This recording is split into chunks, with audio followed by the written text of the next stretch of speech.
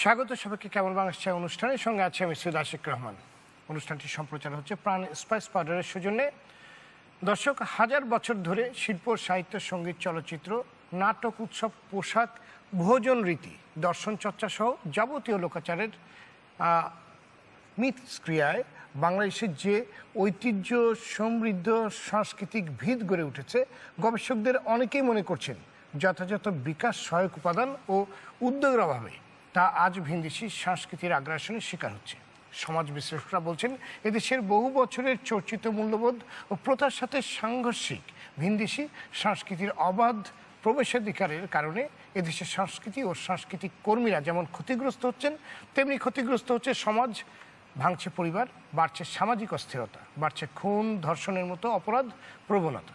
অন্যদিকে প্রতিবেশী দেশগুলোর সাথে সাংস্কৃতিক বিনিময়ের চুক্তি থাকলেও এক্ষেত্রে রয়েছে বৈষম্যর অভিযোগ। দর্শক, এই বিষয়গুলোকে বিবেচনায় রেখে আজ আমাদের আলোচনার বিষয় স্বদেশী শিল্প ও সংস্কৃতির বিকাশ সহায়ক বাংলাদেশ চাই। আর এই বিষয়ে আলোচনার জন্য আজ আমাদের সাথে আছেন প্রধানমন্ত্রীর তথ্য উপদেষ্টা ইকবাল সোবহান চৌধুরী, গণমাধ্যম বিশেষজ্ঞ ও ঢাকা বিশ্ববিদ্যালয় সমাজবিজ্ঞান অনুষদের ভারপ্রাপ্ত ডিন অধ্যাপক ডক্টর আ.জ.ম শফিউল আলম ভূঁইয়া, মেঘনা গ্রুপ অব ইন্ডাস্ট্রিজের বিপণন বিভাগের নির্বাহী পরিচালক বিশিষ্ট গীতিকার আসিফ ইকবাল, বিশিষ্ট অভিনেত্রী ও সাবেক সংসদ সদস্য সারা বেগম কবরী, ডিরেক্টর গিল্ডের সভাপতি, অভিনেতা ও নির্দেশক গাজী রাকায়েত এবং অভিনয় শিল্পী সংঘের সাধারণ সম্পাদক অভিনেতা আহসান হাবিব নাসিম। দর্শক, চাইলে আপনি আলোচনায় অংশ নিতে পারেন, জানাতে পারেন আপনার দেশ ভাবনা, করতে পারেন প্রশ্ন। এই জন্য ফোন করুন টেলিভিশনের পর্দায় দেখানো নম্বরে। ফেসবুকে সরাসরি দেখতে ভিজিট করুন facebook.com/rtv অনলাইনে। যাচ্ছি মূল আলোচনায়। জনাব গাজী রাকায়েত, আপনি কিন্তু আমাদের আজকে আলোচনা শুরু করছি। কয়েকদিন আগে বিদেশি শিল্পীর এদেশে এসে অভিনয় করতে নিয়ম মানার ব্যাপারে সাধারণ ডায়েরি করেছেন আপনি। কেন এই ডায়েরিটিকে আপনি করলেন, এর প্রেক্ষাপটটা আসলে কি? আপনাকে ধন্যবাদ। তার আগে আজকের এই যে আমাদের শোকের মাস 15 আগস্টে, আমি মনে করি এটা আমাদের খুবই তাৎপর্যপূর্ণ একটি মাস এবং এই মাসটি হেলায় ফেলায় আমরা পালন করি।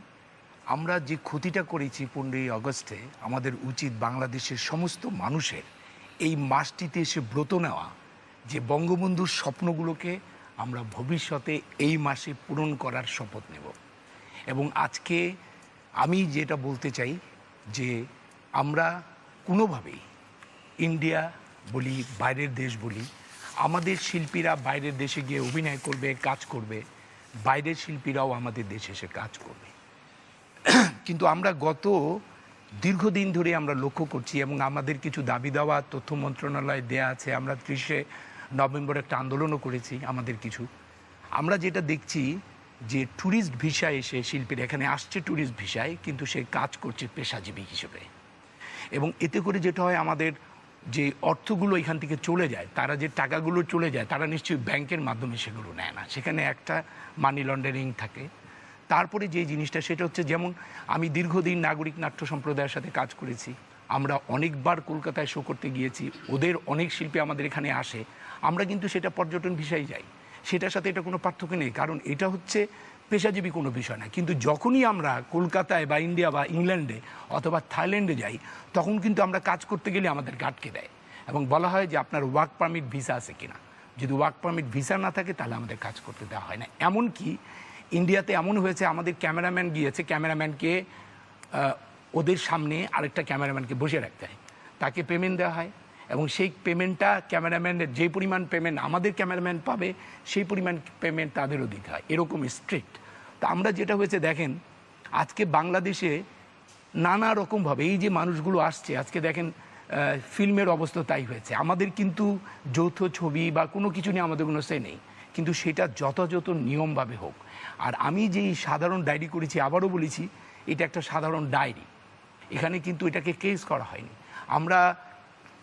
আমরা পরমব্রতর বিরুদ্ধে কোনো কেস করিনি বা জিডি করিনি। আমাদের ছিল, আমার ওখানে প্রথমে উল্লেখ আছে, এইটা আমাদের গত কয়েক বছরের মিডিয়াতে যে ডিসিপ্লিন, সেই ডিসিপ্লিনের বিরুদ্ধে আমরা একটা জিডি করেছি। জিডি তো আর জেনারেলি হয় না, সেখানে একটা কেস আপনাকে উল্লেখ করতে হয় এবং সেখানে আমরা জিডির মধ্যে স্পষ্টভাবে বলেছি যে এখানে উল্লেখ্য যে আমাদেরই এখানে ক্যান্ডি প্রোডাকশনস যে আছেন, তাদের যে কর্ণধার আছেন, তারা এরকম পরমব্রতকে নিয়ে কাজ করছে। কিন্তু আমরা এটা খবর পেয়েছি এবং যেদিন আমরা জিডি করেছি তার আগের দিনই প্রথম আলোতে একটা বড় আকারে প্রতিবেদন ছাপানো হয়েছে এবং সেখানে বলা হয়েছে যে শুটিং শুরু হয়ে গেছে এবং আলটিমেটলি আমাদের ডিরেক্টর্স গিল্ডের একটা কাগজ উনি জমা দিয়েছিলেন এবং সেখানেও আমরা দেখেছি যে উনি আসলে ওনার কাগজপত্র ওয়ার্ক পারমিট বা এগুলো কিছু হয়নি। তো আপনি যেই শুটিংই করেন না কেন কোনো অনুমতি ছাড়া, আর যেখানে বাংলাদেশের বড় একটা প্রোডাকশন হাউস এবং এত বড় একজন স্টার আসছে, তারা অবশ্যই ওই দেশের নীতিমালা ফলো করবে বলে আমি বিশ্বাস করি। এবং আমরা যেটা করি, আমরা সত্যি সাহস রাখি না, আমরা এই সত্যের পথে দাঁড়াতে চাই না। এখানে আমি আবারও বলছি, আজকেও আমি জি নিউজের একটা টিম এসে আমার ইন্টারভিউ নিয়ে গেছে, আমি বলছি আমরা কোনো ব্যক্তি মানুষের এগেনস্টে করিনি। এবং আজকে দেখেন এত বছর হয়ে গেছে, আজকে 22 বছর 24 বছর টেলিভিশন ইন্ডাস্ট্রি হয়েছে, এত বড় একটা ইন্ডাস্ট্রি হয়েছে, আমাদের একজন ডিরেক্টরের সাথে প্রডিউসারের সাথে অভিনয় শিল্পীর কোনো কন্ট্রাক্ট ফর্ম হয় না। একটা ইন্ডাস্ট্রি গড়ে উঠেছে একেবারে ইনডিসিপ্লিনের মধ্যে। আজকে আমরা যদি এই আমাদের নিউজ চ্যানেলগুলো দেখি, জাস্ট লুক অ্যাট দেম, আপনি একটা ডার্টি চ্যানেল, পৃথিবীর এত ডার্টি চ্যানেল পৃথিবীর আর কোথাও নাই। একটা এন্টারটেনমেন্ট চ্যানেলে 10টা লেয়ারে বিজ্ঞাপন চলছে, আপনার সেখানে নিউজ, কোনো ডিসিপ্লিন নাই, কোনো কিছু নাই। ইভেন আমি বলতে রাজি হচ্ছি যে আমরা কোন ইনডিসিপ্লিনের মধ্যে আছি। দীপ্ত টেলিভিশন গত বছর আপনার বিজয় দিবসে তারা সুলতান সুলেমান চালাক, কিন্তু সেটা পিক আওয়ারে 7টা থেকে 9:30টার মধ্যে তো আপনি একটা স্বাধীনতার দিনগুলোকে বাদ দিয়ে আপনি তো ওখানে বিদেশি সিরিয়াল চালাতে পারেন না। কারণ ওই যে 3টা ঘন্টা অন্যান্য যারা আজকে বিজয় দিবসের অনুষ্ঠান দেখতো, জাতির পিতার বক্তৃতা দেখতো, তাকে বঞ্চিত করে আপনি সুলতান সুলেমান দেখাইছেন। কারণ আপনি এইভাবে প্রমাণ করছেন ওই বোরিং অনুষ্ঠান দেখার দরকার নাই, এই দিন আমার সুলতান সুলেমান চলে অনেক জি। আপনার কাছে আবার আসবো জনাব আসিফ ইকবাল। বিয়ে, পার্বণ, যে কোনো উৎসব, জন্মদিন, প্রতিটা ক্ষেত্রে আমরা দেখছি আমাদের যে সেই আগে বিয়ের অনুষ্ঠানে হলুদ বাট্ট, মেহেন্দি বাট্ট, ফুলের মৌ, এই যে সুন্দর সুন্দর বাংলা গানগুলো, সেগুলো একেবারে হারিয়ে গেছে। সেগুলো গাওয়া হয় না, সব বিদেশি গান গাওয়া হয় এবং কেমন যেন একটা অসুস্থ একটি আপনার মানে সংস্কৃতি আপনার গ্রাস করেছে। বাচ্চাদেরকে পর্যন্ত আপনার বিভিন্নভাবে অঙ্গভঙ্গি করে সেই বিভিন্ন বিদেশি চলচ্চিত্র কিংবা ভিনদেশি বিভিন্ন আপনার অনুকরণ করতে দেখা যায় এবং সেসব গান দিয়েই সব কিছু করা হয়। এমনকি ভোগ্যপণ্য ব্যবহারের ক্ষেত্রে আমরা যেমন বিদেশমুখী হচ্ছে, অবশ্যই বিশ্বায়নের যুগে ভালো জিনিসটা আমরা বেছে নেব, কিন্তু নিজের দেশের এবং আমাদের সেই জায়গাটার যে মানে একটি শক্ত জায়গা দরকার, সেই জায়গাটাই আমরা দাঁড়াতে পারছি না কেন? এমনটার কারণ কি? ধন্যবাদ আপনাকে। আসলে এটা অত্যন্ত কঠিন একটা প্রশ্ন আপনি করেছেন। এটার উত্তরটা অনেক বেশি সোজা না। কারণ হচ্ছে যে কৃষ্টি বা যেই ঐতিহ্যের উপরে দাঁড়িয়ে আছে আমাদের সংস্কৃতি, যেমন ধরেন আপনি যদি বলি যে ব্রিটিশ বিরোধী আন্দোলন, 52 ভাষা আন্দোলন, কিংবা আমাদের বিজয়ের যে স্বাধীনতার যে গল্প, যে ঐতিহ্যগুলো, এবং আমাদের যে কালচারাল জায়গা থেকে, সংস্কৃতির যে জায়গাটা থেকে আমাদের আসলে নিজেদেরকে কানেক্ট করা দরকার, সেটার চর্চা অনেক বছর ধরে আসলে হচ্ছে না। আর বিশ্বায়নের যুগে যেটা হয়েছে সেটা হচ্ছে আমাদের এই চর্চার যে কোয়ালিটি এবং আমাদের চর্চার যে অভ্যাস, এটা বিভিন্নভাবে নানা সংঘাতের মুখোমুখি হয়েছে। একে তো বিশ্বায়ন ছিল, তার উপরে আমাদের ব্যান্ড সঙ্গীত যেমন একটা চর্চা ছিল, ব্যান্ড সঙ্গীতের চর্চাটা বিভিন্ন কারণে আমাদের এটাকে বন্ধ করতে হয়েছে। আমরা ওপেন এয়ার কনসার্ট করতে পারি না। এগুলো যদি করতে যাই তাহলেই দেখা যায় একটা জঙ্গি হামলা কিংবা বিভিন্ন ধরনের ভয়ভীতি থাকে। এই যে একটা মেটামরফসিস, যে আমরা যে এরকম একটা অস্থিরতার ভিতর থেকে যে আমরা আমাদের নিজস্ব সংস্কৃতিকে তুলে আনবো, সেটার জন্য বিভিন্ন ধরনের অস্থিরতা আসলে আমাদেরকে খুব বেশি রকমভাবে ব্যাপ্ত করে ফেলেছে। আবার অন্য দিক থেকে আপনি যদি দেখেন, সেটা হচ্ছে যে আজকের যে তরুণ প্রজন্ম, তার যে চিন্তাভাবনা, তার চিন্তাভাবনার মধ্যে কিন্তু অনেক বেশি গ্লোবাল চিন্তাভাবনা সে করে এবং তার এক্সপ্রেশন একটু অন্য রকমের হয়। আমি বলছি না যে এখানে আপনার কপি হচ্ছে না কিংবা এখানে অনুকরণের চেষ্টা হচ্ছে না, তা না, কিন্তু এই যে তরুণ প্রজন্ম, এই তরুণ প্রজন্ম কিন্তু এগিয়ে আসছে। আপনি যে কথাটা বলছেন যে বিয়ের অনুষ্ঠানে অন্য গান গায়, আবার সেখানে আপনি দেখেন আমাদেরই একটা গান বেআইন সাহেব কিংবা লোকাল বাস, এই গানগুলো কিন্তু এখন বিয়েতে বাজছে। শুধু এইটুকু না, আপনি যদি ইউটিউব খুলে দেখেন তাহলে দেখবেন আমাদেরই গান বলতে বলতে চলতে চলতে, কিংবা আপনি যদি বলেন ঝুম, 1 কোটি 1.5 কোটি প্রায় 2 কোটির কাছাকাছি পৌঁছে যাচ্ছে। কেন? তাহলে এরা কারা দেখছে? এটা আমাদের মানুষই দেখছে। এবং কেন এই কন্টেন্টটা দেখছে এবং অন্য কন্টেন্ট দেখছে না, কারণ এটার যে প্রকাশ, এটা যেভাবে আমাদের দর্শককে কানেক্ট করছে, আমাদের যে নন রেসিডেন্ট বাংলাদেশিরা আছেন, হ্যাঁ, তাদেরকে যেভাবে কানেক্ট করছে, সেটাও কিন্তু একটা একটা একটা আন্দোলনের মতন আস্তে আস্তে আস্তে আস্তে ডিজিটাল ওয়ার্ল্ডে এটা উঠে আসছে। তো এই সব কিছু মিলায় যে জিনিসটাকে আমাদের আসলে খুব গূঢ়ভাবে দেখা উচিত, সেটা হচ্ছে যে আমাদের কৃষ্টি, আমাদের সভ্যতা, আমাদের সংস্কৃতি, এটাকে তৈরি করার জন্য যেমন একসময় থিয়েটারের আন্দোলন ছিল, একটা থিয়েটার পাড়ায় পাড়ায় থিয়েটার হতো, কিংবা আমাদের যে গানের অনুষ্ঠানের জন্য আমরা খেলাঘর করতাম, আমরা চাঁদের হাট করতাম, আমরা নানা রকম কচি কাচার মেলা করতাম। এই যে শিশুদেরকে তৈরি করার জন্য একটা চেষ্টা, নিজস্ব সংস্কৃতিতে উদ্বুদ্ধ মানে করার আপনি চেষ্টা। বলতে চাচ্ছেন যে সাংস্কৃতিক চর্চার জায়গাগুলো ছোট হয়ে গেছে, এগুলো ছোট, বাড়াতে অনেক হবে। বেশি ছোট যে হয়ে আপনার কাছে আবার আসবো, জনাব আহসান হাবিব নাসিম, বিশ্বায়ন ও তথ্য প্রযুক্তির এই যুগে বিভিন্ন স্যাটেলাইট চ্যানেলগুলোর অবাধ প্রবেশ আমাদের সংস্কৃতি ও সমাজের উপর কি ধরনের প্রভাব ফেলছে, কিংবা কি ধরনের অভিজ্ঞতা তৈরি হচ্ছে, কিভাবে দেখছেন সেই অভিজ্ঞতাটি? সেটা তো ধন্যবাদ। এটা খুবই প্রাসঙ্গিক একটা বিষয় যে এখন এই সময়ে এই বিষয়টা অনেক আলোচিত যে বিদেশি চ্যানেল আমাদের দেশে অনুপ্রবেশ করেছে। এটা অনুপ্রবেশ বলবো না, এটা তারা নিয়ম নীতি মেনেই এখন যে আমাদের যে নীতিমালা আছে সেই নীতিমালার ভেতরেই তারা প্রবেশ করেছে, মানে অনুপ্রবেশ এটাকে বলা যাবে না। তো এটা যে এখন বিশ্বায়নের যুগ, আমরাও বিশ্বকে দেখব, বিশ্ব আমাদেরকে দেখবে। কিন্তু সংকট একটা জায়গায়, সেটা আপনি শুরুতেই বলেছেন আপনার ভূমিকাতে, যে একটা বৈষম্য আছে। যে আজকে ধরেন যে আমরা বিদেশের প্রোগ্রাম আমরা দেখছি, আমাদের প্রোগ্রাম যদি পাশাপাশি দেশের বাইরে দেখাতে পারতাম, ইউটিউব ছাড়া চ্যানেলগুলো যদি দেখতে পারতো, বিশেষ করে আমাদের পার্শ্ববর্তী দেশের যে সকল চ্যানেলের মাধ্যমে তাদের যে সংস্কৃতি আমরা দেখছি, তার থেকে আমাদের দর্শকরা, আমাদের ছেলেমেয়েরা, আমাদের ভাই বোনেরা, আমাদের মা বোনেরা অনুপ্রাণিত হয়ে কিছুক্ষণ আগে বললেন যে ওই হলুদ বাটো মেহেন্দি বাটো গান আর গাচ্ছে না, তারা গাচ্ছে ধরেন অন্য গান, হিন্দি গান গাচ্ছে বা অন্য কোনো গান গাচ্ছে। এটা সকাল বিকাল সন্ধেবেলায় তাদের মাথার মধ্যে এগুলো ঢুকছে, টিভির সামনে ঢুকছে। এখন প্রশ্ন হচ্ছে যে আমাদের প্রোগ্রাম কি তাহলে গুণগত নয়, যে ওই প্রোগ্রামগুলোর সাথে আমাদের প্রোগ্রাম প্রতিযোগিতায় পারছে না বিধায় তাদের প্রোগ্রাম দেখছে? ব্যাপারটা মোটেও সেরকম আমরা মনে করি না। এবং এখনও আমি আশাবাদী যে বাংলাদেশের শিল্পী সংস্কৃতি যেই ধারাবাহিকতা, সেটা সেই প্রতিযোগিতার মধ্যে এখনও আছে। এখন প্রশ্ন হচ্ছে যে আমাদের বাজারটা নামতে নামতে যেখানে নেমে এসে দাঁড়িয়েছে, এবং পার্শ্ববর্তী দেশের যে বাজার, সেই বাজারের তারা একটা প্রোগ্রাম তৈরি করতে গিয়ে যেই পরিমাণ অর্থ বিনিয়োগ করছে, এবং সেই প্রোগ্রাম থেকে সেই অর্থ বিনিয়োগকারীরা যেই পরিমাণ মুনাফা পাচ্ছে, সেখানে একজন শিল্পী কাজ করে যে পারিশ্রমিক পাচ্ছে, সেইখানে একজন পরিচালক নির্দেশনা দিতে গিয়ে যেই ধরনের সুযোগ সুবিধা পাচ্ছে, সেই সুযোগ সুবিধা, সেই পারিশ্রমিক, সেই ব্যাপারটা আমাদের দেশে ঘটছে কিনা? ঘটছে না। এখন তাহলে প্রতিযোগিতায় আমাদের কোথায় দাঁড় করানো হচ্ছে?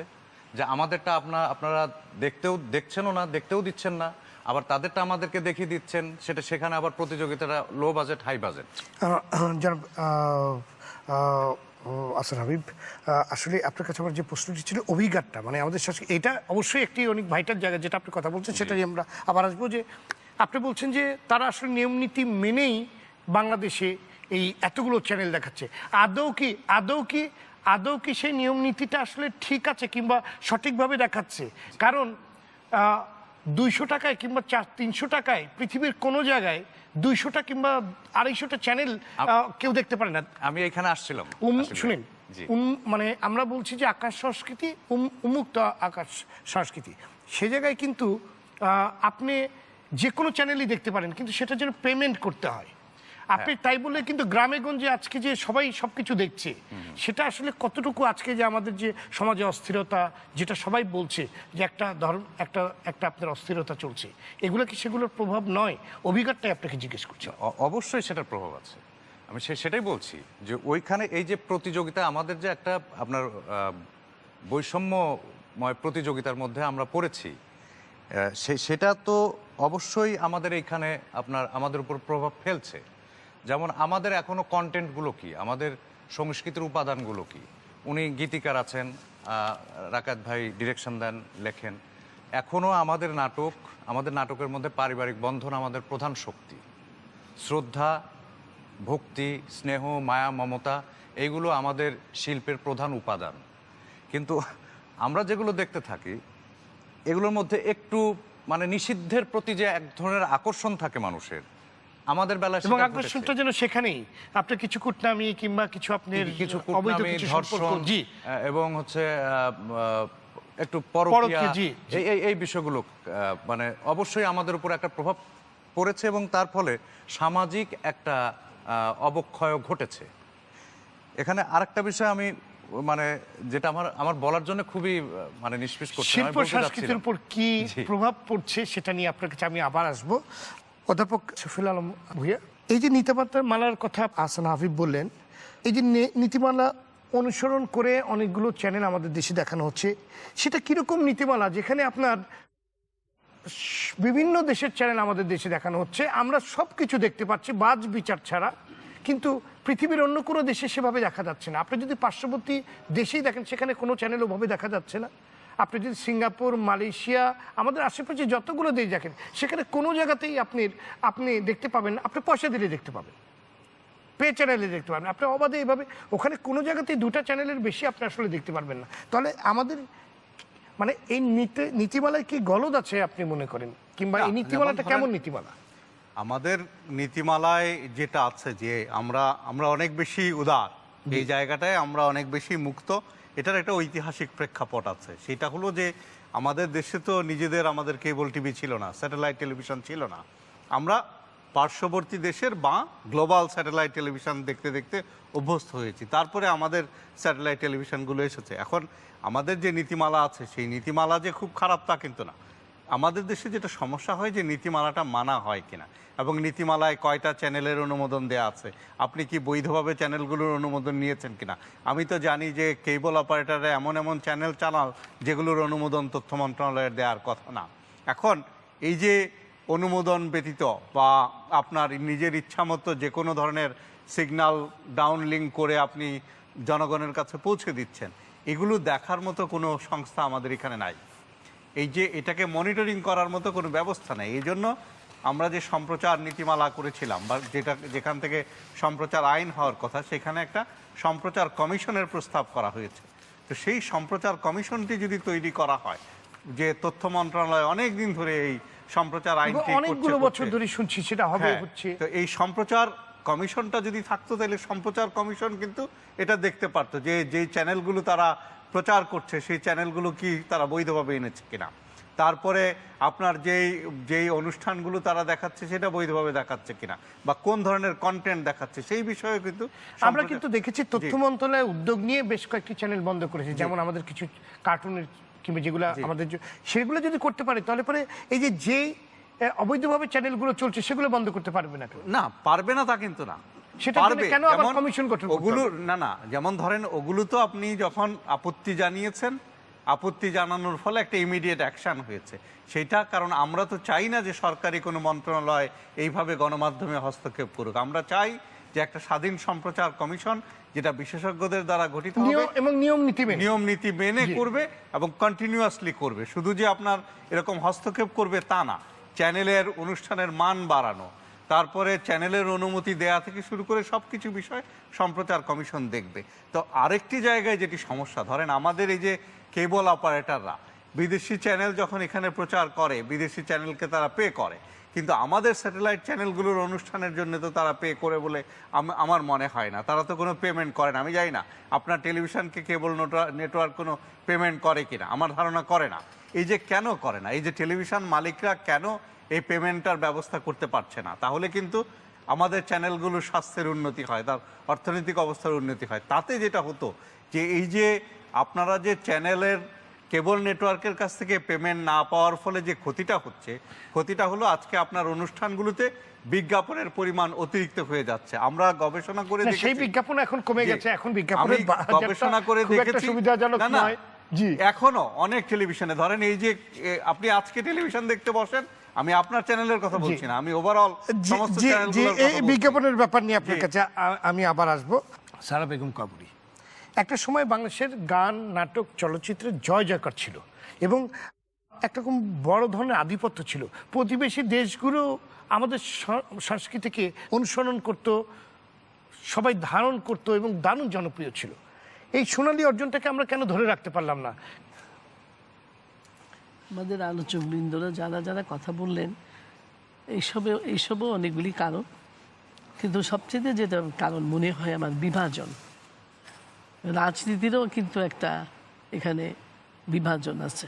এই যে আমাদের কালচারাল যে বিষয়টি নিয়ে যে আমরা কথা বলি, আমরা সিনেমা, নাটক, আমাদের রাজনীতি এবং সব কিছু মিলিয়ে একটি দেশের এই সব কিছু মিলিয়েই কিন্তু একটা দেশ। সেখানে কালচারটা কিন্তু ভেরি ইম্পর্টেন্ট, কিন্তু সেই জায়গাটা আমাদের দেশে আমার মনে হয় সবচেয়ে বেশি অবহেলিত। এবং আপনি দেখেন, আপনি যে কথাটি বললেন, যে সময় আমরা কাজ করতাম ওই সময় আমরা বসে থাকবো না। পৃথিবী এগুচ্ছে, এই বিশ্বায়নের যুগে আমরা তো ওখানে বসে থাকতে পারি না, কিন্তু আমাদের একটা কৃষ্টি, একটা ঐতিহ্য যে আছে সেটাকে আমাদের ধারণ করতে হবে। এক্স্যাক্টলি।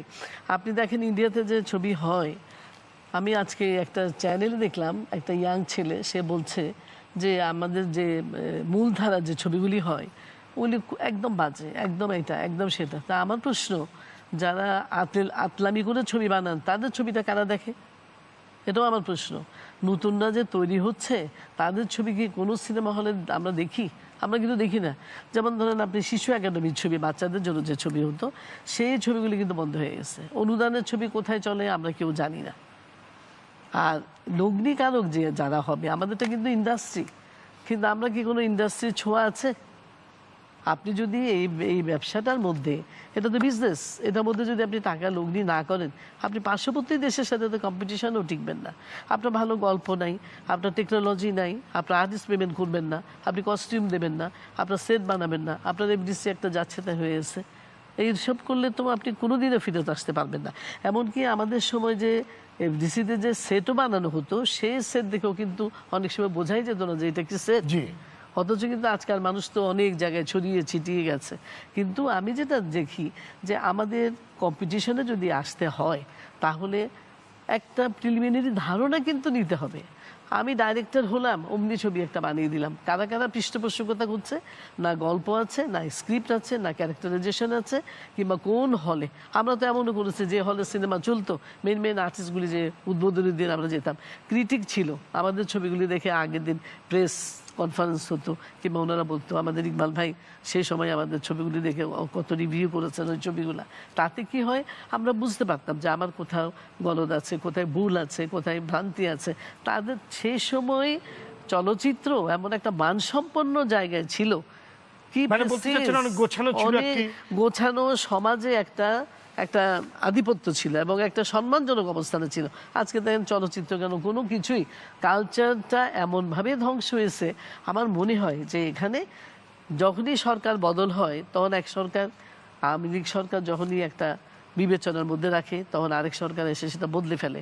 তাতে হচ্ছে কি, সেই মানুষগুলি সুযোগ পায় না যে মানুষগুলি কাজ করতে পারে, কিংবা ওরা যখন আসে তখন কিছু লোক আবার বন্ধ করে দেয়।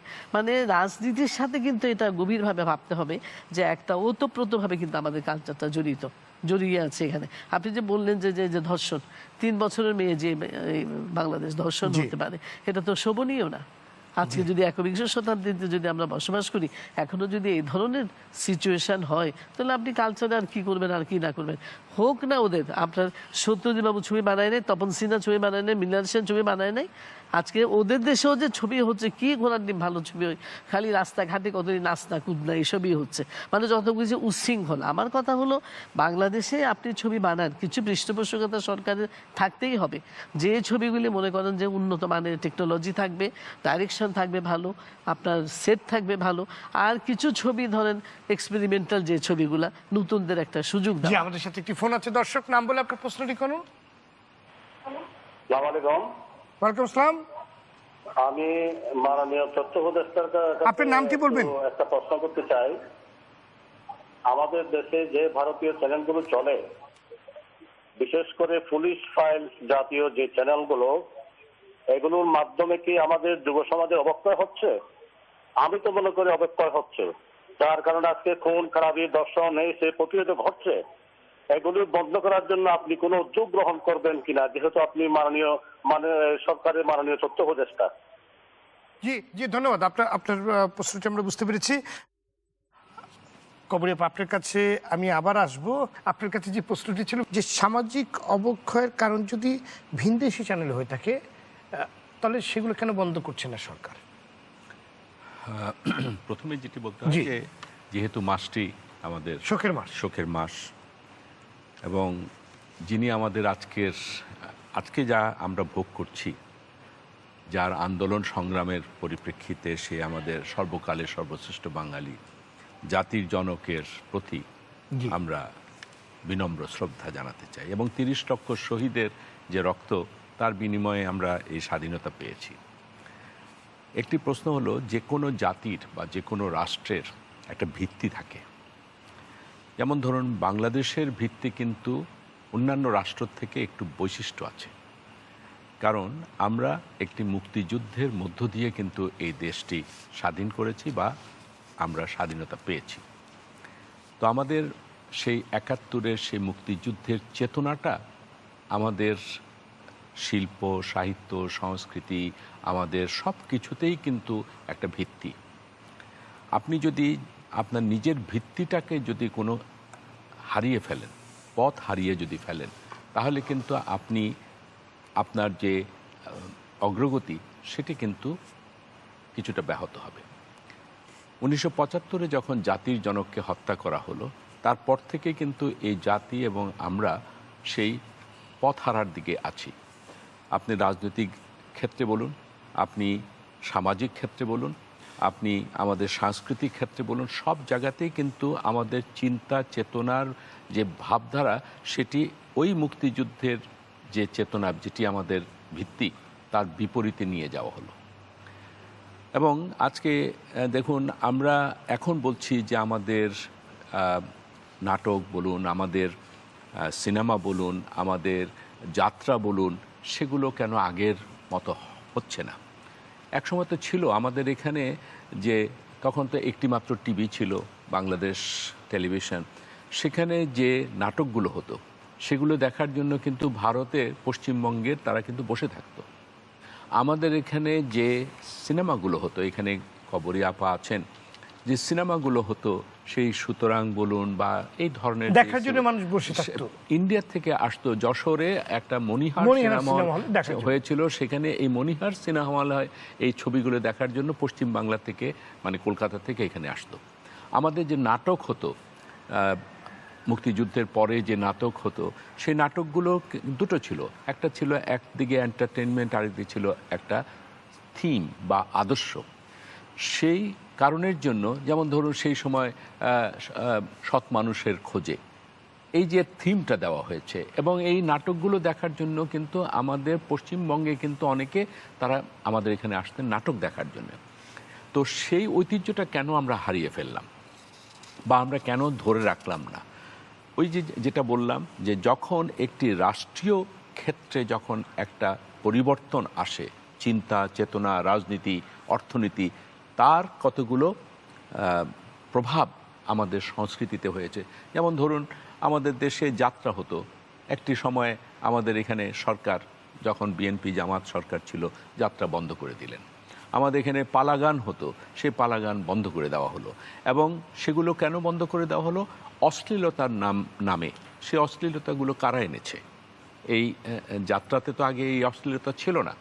আমাদের নাটকগুলোতে একটা থিম ছিল, সেই থিমগুলোর পরিবর্তে আজকে নাটকগুলো অনেকটাই কমার্শিয়াল হয়ে গেছে। আপনি আমাদের যে একজন দর্শক আমাদেরকে প্রশ্ন করলেন যে বিদেশি চ্যানেলগুলো, এখন প্রশ্ন হলো যে বিদেশি চ্যানেল অবশ্যই আমাদের এখানে, আমরা তো আর আজকে বিশ্বায়নের যুগে আমরা তো সেপারেট একটা বিচ্ছিন্ন দ্বীপ হতে পারি না। আমরা বিশ্বায়নের যে ভালো দিকটি আছে সেটি অবশ্যই আমরা গ্রহণ করব, কিন্তু অসম প্রতিযোগিতা যেখানে হয়, যেমন ধরুন আপনিও জানেন যে আমাদের এখানে যদি কোনো বিদেশি চ্যানেল দেখাতে হয়, তাদের যে রেজিস্ট্রেশন বলুন বা তাদের যে লাইসেন্স নিতে হয়, পারমিশন নিতে হয়, সেটি যে দামে হয় বা যে টাকার বিনিময় হয়, আপনার এখানকার চ্যানেলটি যদি আপনি পশ্চিমবাংলায় দেখাতে যান, তাহলে কত টাকা দিতে হয় নিশ্চয়ই আপনি জানেন। তো এটা তো একটা অসম প্রতিযোগিতা। বিশাল বড় প্রতিযোগিতা, অনেক বেশি। হ্যাঁ, তারা তারপরে চাপ। আপনি বলুন নীতিমালার মধ্যেও এখনো যেটুকু আছে, যে 19-এর কর। ক যেটা বললেন, সেখানে আছে যে বিদেশি চ্যানেল যদি দেখানো হয় নিয়ম মেনে। আমার দেশের নিয়ম মেনে তো আছেই, আমার দেশের যে বিজ্ঞাপন আছে সেটি দেখানো যাবে না। এর ফলে যেটি হচ্ছে না, যে আপনার ওই চ্যানেলের মাধ্যমে কোনো বিদেশি চ্যানেলের মধ্যে বিদেশি কোনো চ্যানেল বিজ্ঞাপন কোনো দেখানো বিজ্ঞাপন যাবে দেখাতে না। পারবেন না, জি। আপনি তাদের অনুষ্ঠান দেখাতে পারবেন। কিন্তু কোনো মানে clean বিজ্ঞাপন feed দিতে হ্যাঁ, পারবেন। কোনো বিজ্ঞাপন আপনি দেখাতে পারবেন না। এমনকি আমাদের দেশের যে বিজ্ঞাপন, আমার দেশের যে বিজ্ঞাপনগুলো আছে সেগুলো যেহেতু ওই চ্যানেলগুলো এখানে দেখাচ্ছে, তারা আমার দেশের বিজ্ঞাপনটা ওদের চ্যানেলে দিয়ে দিচ্ছে, সেটা আবার আমাদের এখানে দেখানো হচ্ছে, যার ফলে Conflict of interest। Conflict of interest. আমার এখানে ধরুন অর্থ চলে যাচ্ছে। যারা অভিনেতা অভিনেত্রী কলাকুশলী তারা কিন্তু সেই টাকাটা পাচ্ছে না। জনদীপ ওসমান চৌধুরী। এমনকি যারা বিজ্ঞাপন নির্মাতা যারা, তারাও কিন্তু আজকে ক্ষতিগ্রস্ত হচ্ছে। ইকবাল ওসমান চৌধুরী, যেখানে নীতিমালায় পরিষ্কার লেখা আছে, গেজেট করা আছে, যে 19-এর কথায় যেটা বলা হয়েছে যে বিদেশি চ্যানেল প্রচার হলেও সেখানে কোনো বিজ্ঞাপন দেখানো যাবে না, তারপরে অবাধে প্রতিটি চ্যানেলে এবং রাত 12টার পরে যে সকল কুরুচিপূর্ণ বিজ্ঞাপন দেখানো হয়, এগুলো কিভাবে চলছে? না, সেটাও তো যেটা আমাদের এখানে আপনি দেখবেন, ইভেন ভারতের যে চ্যানেলগুলোতে দেখবেন আপনার নিচে একটা স্ক্রল দেওয়া থাকে, যে বাংলাদেশের জন্য এই ওষুধটা এখান থেকে এত নাম। না ওটা না, স্ক্রল দেওয়া থাকে যদি কোনো কমপ্লেন থাকে, হ্যাঁ, মানে কারো কোনো দর্শকের যদি কোনো কমপ্লেন থাকে, তাহলে অমুকখানে আপনি জানাবেন। একটা যাকে বলে একটা বডি আছে, সেই বডির কাছে জানাবেন। যেটা আমাদের অধ্যাপক শফিক সাহেব বললেন যে এই যে আমাদের নীতিমালা, সম্প্রচার নীতিমালা দীর্ঘদিন থেকে আলোচনা হচ্ছে, সেখানে কিন্তু একটা ছিল যে একটা ব্রডকাস্ট কমিশন হবে, সম্প্রচার কমিশন হবে। সেই সম্প্রচার কমিশন কাকে লাইসেন্স দেওয়া হবে সেটা নির্ধারণ করবেন, কারা এই চ্যানেল চালাতে পারবেন সেটা নির্ধারণ করবেন, সেখানে বিজ্ঞাপন কিভাবে হবে সেটাও তারা নির্ধারণ করবেন। কোনো কমপ্লেন যদি থাকে সেই কমপ্লেনটা তারা রিসিভ করবেন এবং সেখানে বিচার করবেন। একটি স্বাধীন সম্প্রচার যে কমিশন, সেই কমিশনটি যদি হতো তাহলে কিন্তু আজকে যে কথাগুলো গাজী রাকায়েত সাহেব বললেন বা নাসিম সাহেব বললেন, যে তারা শিল্পী হিসাবে যে অসুবিধাগুলো মানে ফেস করছেন সেগুলো কোথায় বলবেন এবং কারা এগুলোর সমাধান করবেন, সেই জন্য তো একটা বডি থাকতে হবে। এবং আজকে একটা প্রশ্ন হলো যে চ্যানেলগুলো দেখুন বিভিন্নভাবে, আপনার এখানে শফিউল সাহেব আরেকটা বলেছেন যে চ্যানেলগুলোর ইনকামটা কি, শুধুমাত্র ইনকামটি হলো বিজ্ঞাপন, আর সে বিজ্ঞাপনের বাজারটা কতটুকু।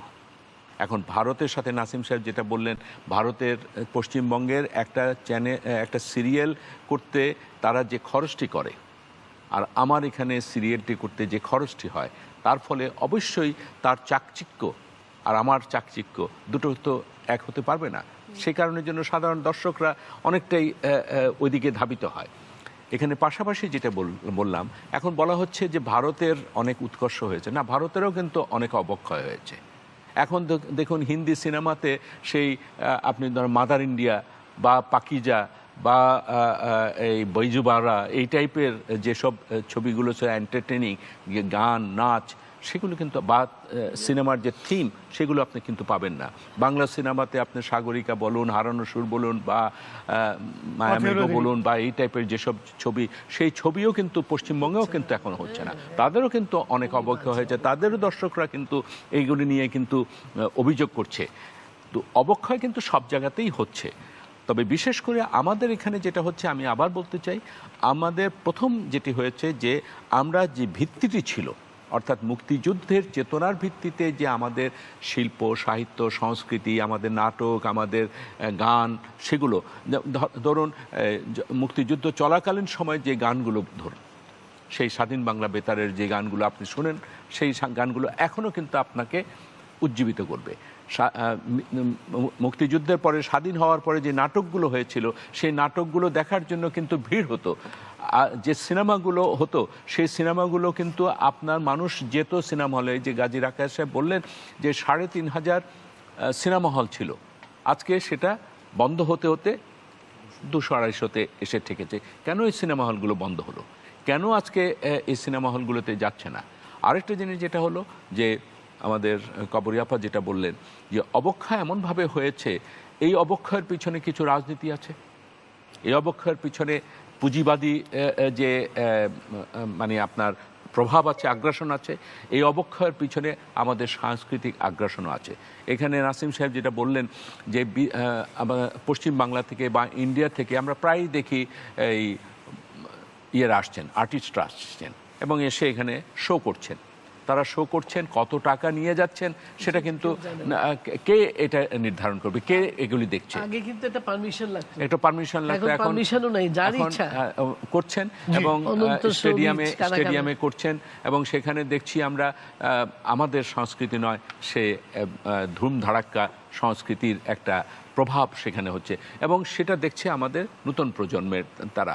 এবং নতুন প্রজন্ম যদি দেখে, আপনি তাকে তো দোষ দিতে পারবেন না সে যদি সেটার দিকে যদি ঝুঁকে যায়। আমাকে তাই আমার সংস্কৃতি রক্ষা করার জন্য, বিদেশে দেখেন অর্থনীতিকেও রক্ষা করার জন্য, নিজের প্রোডাকশন মানে অর্থাৎ ম্যানুফ্যাকচারিংকে রক্ষা করার জন্য কিন্তু আপনার WTOর পরেও কিন্তু কিছুটা বিধিনিষেধ থাকে। প্রত্যেকে কিন্তু তার নিজের ইন্ডাস্ট্রিকে রক্ষা করার জন্য কিছু কিছু পদক্ষেপ নেয়। সংস্কৃতি রক্ষা করার জন্য চায়নাতে যান আপনি, আবার রাশিয়াতে যান, সব জায়গাতে যান দেখবেন সেখানে কিন্তু আছে। ইভেন মালয়েশিয়াতে যান, সেখানেও আপনি দেখবেন আছে। তো আমার এখানেও আমার সংস্কৃতিকে রক্ষা করার জন্য, আমার সংস্কৃতি কিন্তু আজকের নয়, আমার সংস্কৃতি কিন্তু আগামী দিনেরও। এই সংস্কৃতি দিয়েই তো আমার নতুন প্রজন্ম গড়ে উঠবে।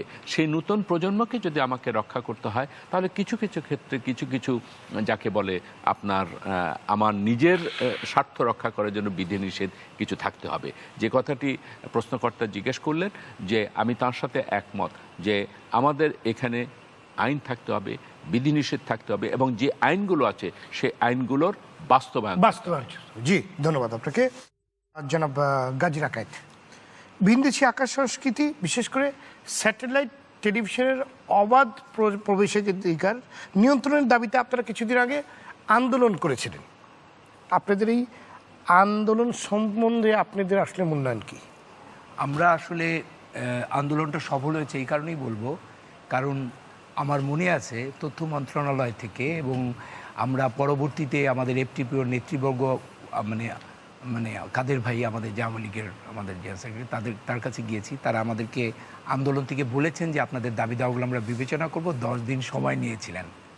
সেই 10 দিন পার হয়ে যাওয়ার পর তথ্য মন্ত্রণালয় থেকে একটি সুপারিশমালা তৈরি করার জন্য একটা কমিটি করা হয়। সেখানে বাংলাদেশ টেলিভিশনের মহাপরিচালক হারুনুর রশিদ ওনাকে করে আমাদের প্রতিনিধিকে মিলে এবং আরও সরকারি আমলাদের নিয়ে একটি সুপারিশমালা আমরা 2016 মানে ডিসেম্বরে অর্থাৎ জানুয়ারির দিকে আমরা দিয়েছি। 6 মাস হয়ে গেছে, সেই সুপারিশমালা নিয়ে কোনো ভাবাই হয়নি। তারপরে আমরা যখন চাপ প্রয়োগ করলাম এবং এখন এই যৌথ প্রযোজনার ছবি নিয়ে যখন একটু সংকটে পড়েছেন, সব কিছু মিলে আমাদের সাথে আবার তথ্য মন্ত্রণালয় এটা বসা হচ্ছে। কিন্তু আপনার এই যে আপনারা 6 মাস আগে, হ্যাঁ, এই যে আমি একটা জিনিস আমি বলি এখানে, সুমন ভাই আছেন, আমি একটা জিনিস দেখেন যে আমরা যতই ওল্ড ইজ গোল্ড, আমি বলতেই চাই না বাংলাদেশে 50টা ডিরেক্টরের নাম বলবো আমি যারা আন্তর্জাতিক মানের চলচ্চিত্র নির্মাণ করতে পারবে, কিন্তু করবে কিভাবে? তার সে পৃষ্ঠপোষকতা কোথায়? একটা জিনিস বলেন, বাংলাদেশ স্যাটেলাইট চ্যানেল, আজকে আমি আপনাকে উদাহরণ দিচ্ছি স্যার, আপনি যদি এটা একটু নোট করেন, সেটা হচ্ছে যে আপনি লুক অ্যাট দ্য আমার স্যাটেলাইট চ্যানেল, আমাদের ATN বাংলা একটা চ্যানেল, তার মধ্যে আবার ATN নিউজও আছে। আপনি ATN নিউজকে পারমিশন দিলেন, আবার ATN বাংলার মধ্যে আবার ATN ওই নিউজটাও আছে। আমি এটা পৃথিবীর অনেক দেশেই আছে, যেমন আপনার জির কিন্তু অনেকগুলো না, কিন্তু ওটা কিন্তু ওরা এন্টারটেইনমেন্টের মধ্যে নিউজ নাই। I am talking about mixed channel. আমি বলি গভর্নমেন্টের উচিত এখন, ইভেন আমি প্রধানমন্ত্রীর দৃষ্টি আকর্ষণ করব যে আপনি RTVকে আরেকটা চ্যানেলের অনুমতি দেন, প্রত্যেকটা চ্যানেলের আলাদা করে একটা নিউজ চ্যানেলের অনুমতি দেন, নিউজ চ্যানেলটা আলাদা করুন এবং এন্টারটেনমেন্টটা আলাদা করুন। আজকে কি হয়েছে দেখেন, এই নিউজ চ্যানেল আলাদা করার কারণে প্রত্যেক চ্যানেলে এন্টারটেনমেন্টের চ্যানেলের নাম করে আসে, তারপর ওটার ভিতরে নিউজ ঢুকায়। নিউজটা কেন ঢুকাচ্ছে? কারণ হচ্ছে আমার যে অন্য ব্যবসা আছে সেই ব্যবসাকে প্রতিষ্ঠিত করার জন্য আমার একটা নিউজ চ্যানেল থাকতে হবে। আমি যা অন্যায় করব সেটাকে সাপোর্ট দেওয়ার জন্য নিউজ দিয়ে আমাকে ভয় দেখানো হবে। কিন্তু আজকে আমার দর্শক আজকে চলে গেছে কেন? কারণ আমাদের দর্শক অতিষ্ঠ। এখানে কোনো শিডিউল নেই। আপনি জনাব কলকাতায়- ইকবাল হোসেন চৌধুরী, আপনি কি এই ওনার এই আমি শেষ করি, কথাকে, এই আমি একটু বক্তব্যকে just শেষ সমর্থন করি। করেন? জি না, এখানে প্রতিযোগিতা তো থাকবেই। জি না, উনি মিক্স চ্যানেলের কথা যে বলছে যে ওই প্রথমে এন্টারটেইন চ্যানেল হচ্ছে, তারপর তার মধ্যে নিউজ দিতেই হচ্ছে। না, সেখানে নিউজ হচ্ছে তথ্য জানানো।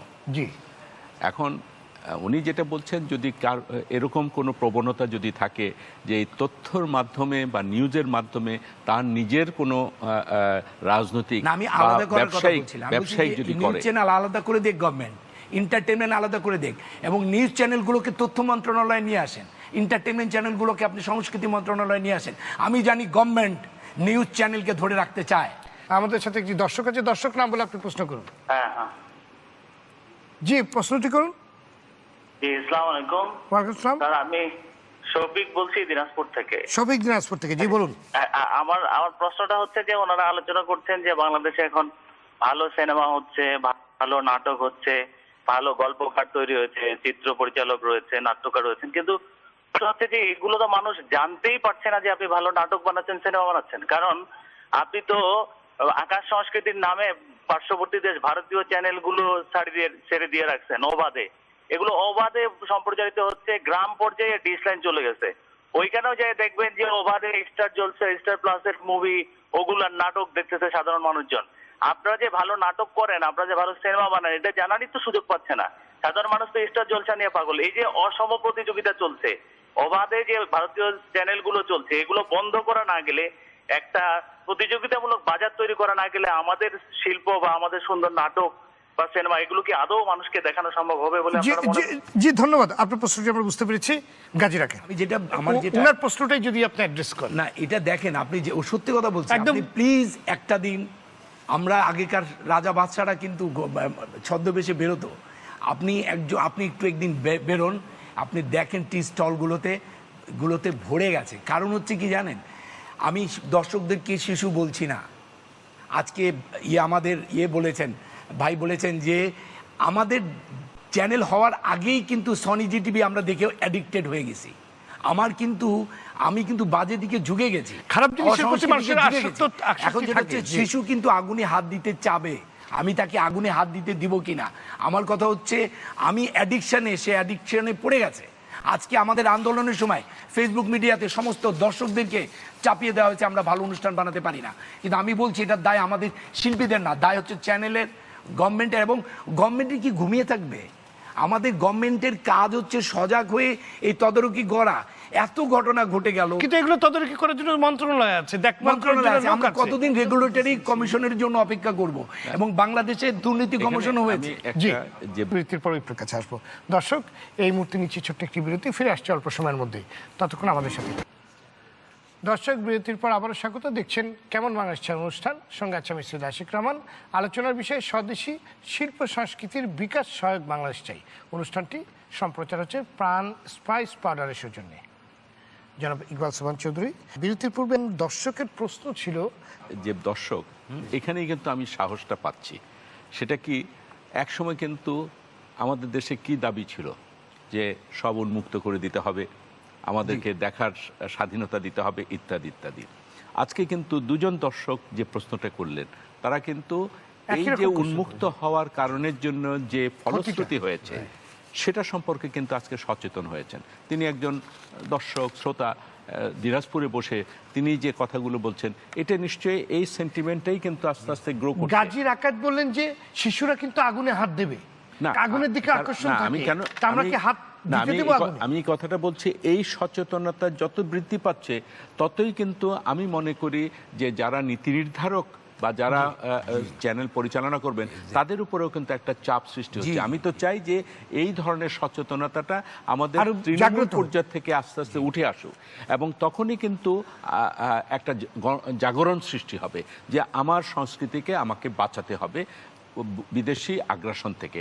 আমি চাই যে এই ধরনের সেন্টিমেন্টটি আরও গ্রো করুক এবং আরও এটা মানে আরও আমরা এর প্রেশারটা আমি মনে করি নীতি নির্ধারককে সঠিক পথে যাওয়ার জন্য। নীতি নির্ধারকের জায়গা তো আপনি আমরা আছি, আমরা তো এই কথাগুলো তো আমি তো চাইলাম যে আমরা যে দুটো প্রশ্ন পেলাম, দুটো প্রশ্ন কিন্তু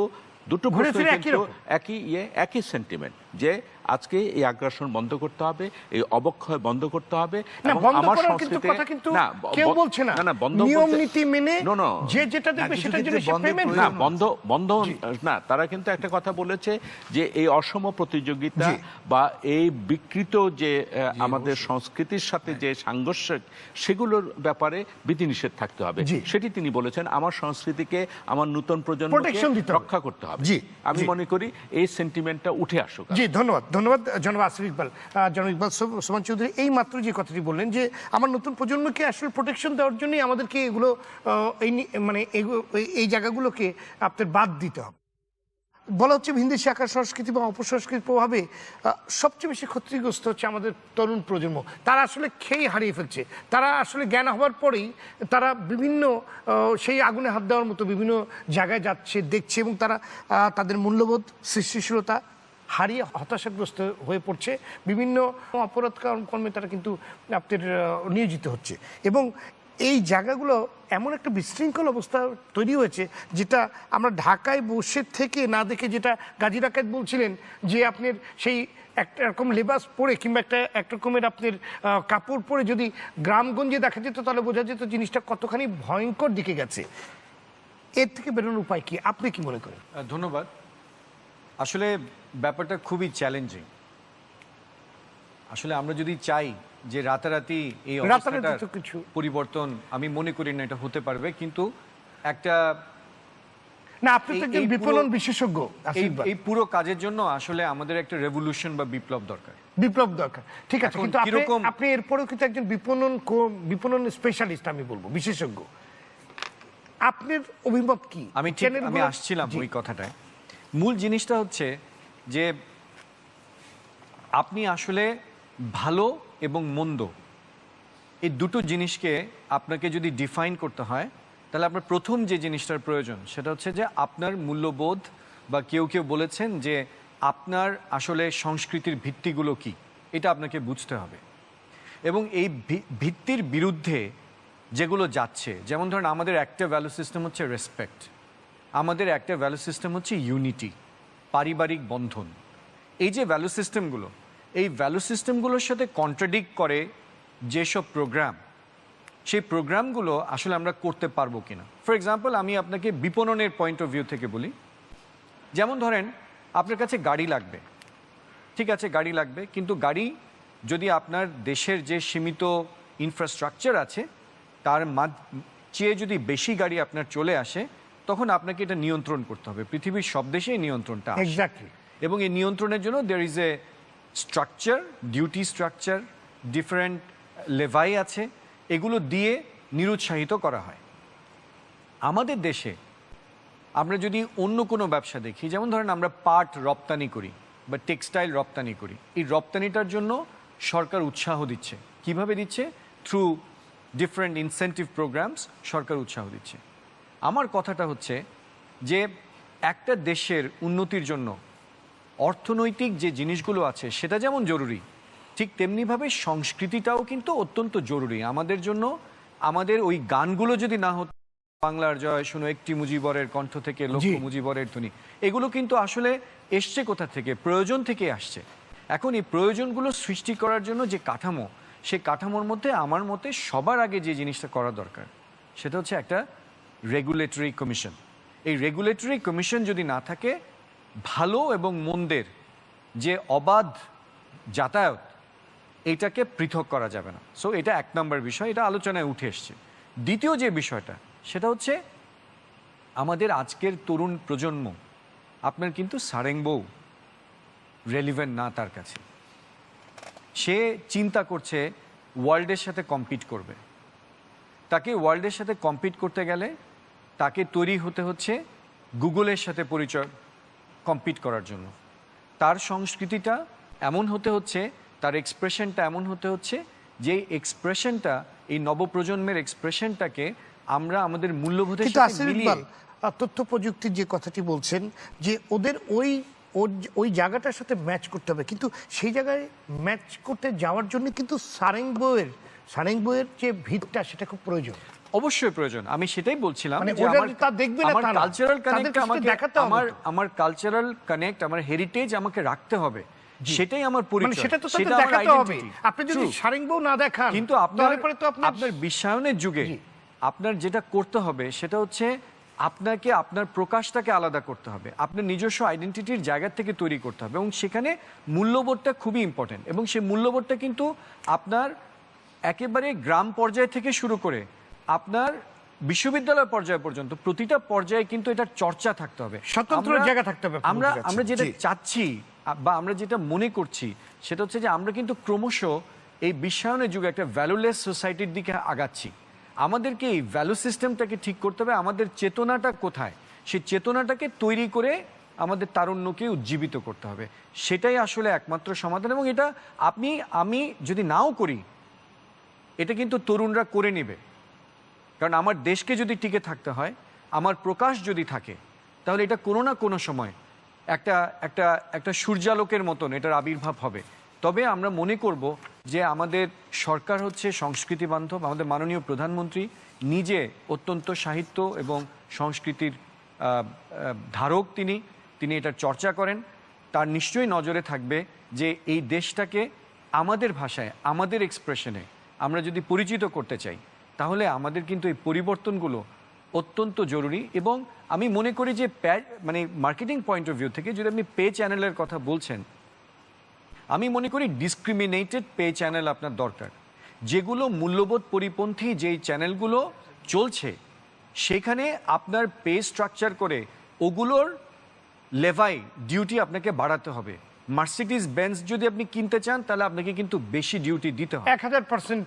হ্যাঁ, কারণ কি আমি এটা চাই না, কারণ এটা আমার সংস্কৃতি, আমার অস্তিত্বকে নষ্ট করতে পারে, অন্যদিকে ধাবিত করতে পারে, আমার প্রকাশকে ইউনিক না রাখতে পারে। সেজন্য আমি মনে করি তৃতীয় যে কাজটা আমাকে করতে হবে সেটা হচ্ছে এই পে চ্যানেল স্ট্রাকচারে গিয়ে একটা ডিসক্রিমিনেটেড পে চ্যানেল স্ট্রাকচার করতে হবে এবং ফেভারেবল পে স্ট্রাকচার করতে হবে আমাদের মূল্যবোধ, আমাদের সংস্কৃতিকে যে ধারণ করে তার পক্ষে, এবং আমাদের মূল্যবোধ এবং আমাদের সংস্কৃতিকে যারা ধারণ করছে না তারাও আমার অবাধ বাণিজ্যে আসতে পারবে, কিন্তু এটার জন্য আমাদের একটা থাকবে। এবং আমি পাশাপাশি যেটা বলবো, আপনি ইউটিউব বলেন, ফেসবুক বলেন, দেখেন আজকে চায়নাতে ফেসবুক কিন্তু নিষিদ্ধ, এই নজিরও কিন্তু পৃথিবীতে আছে।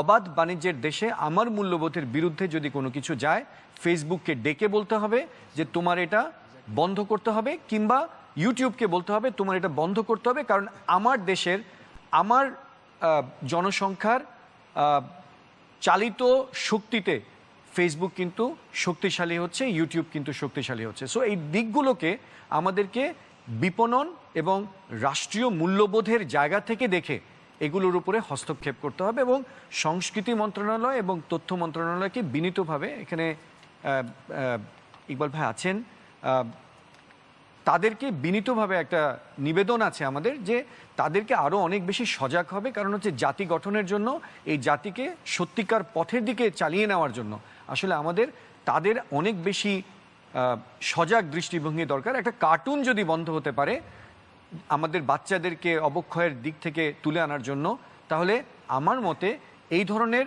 অন্যান্য যে জিনিসগুলো আছে, আমি কেন দেখব পরকীয়া, আমি কেন দেখব শ্বশুরির সাথে বউয়ের মারামারি, এই জিনিসটা আমি তৈরি করার জন্য আমার বাংলাদেশ তৈরি হয় না, আমার বাংলাদেশ তৈরি হচ্ছে সম্প্রীতির জন্য।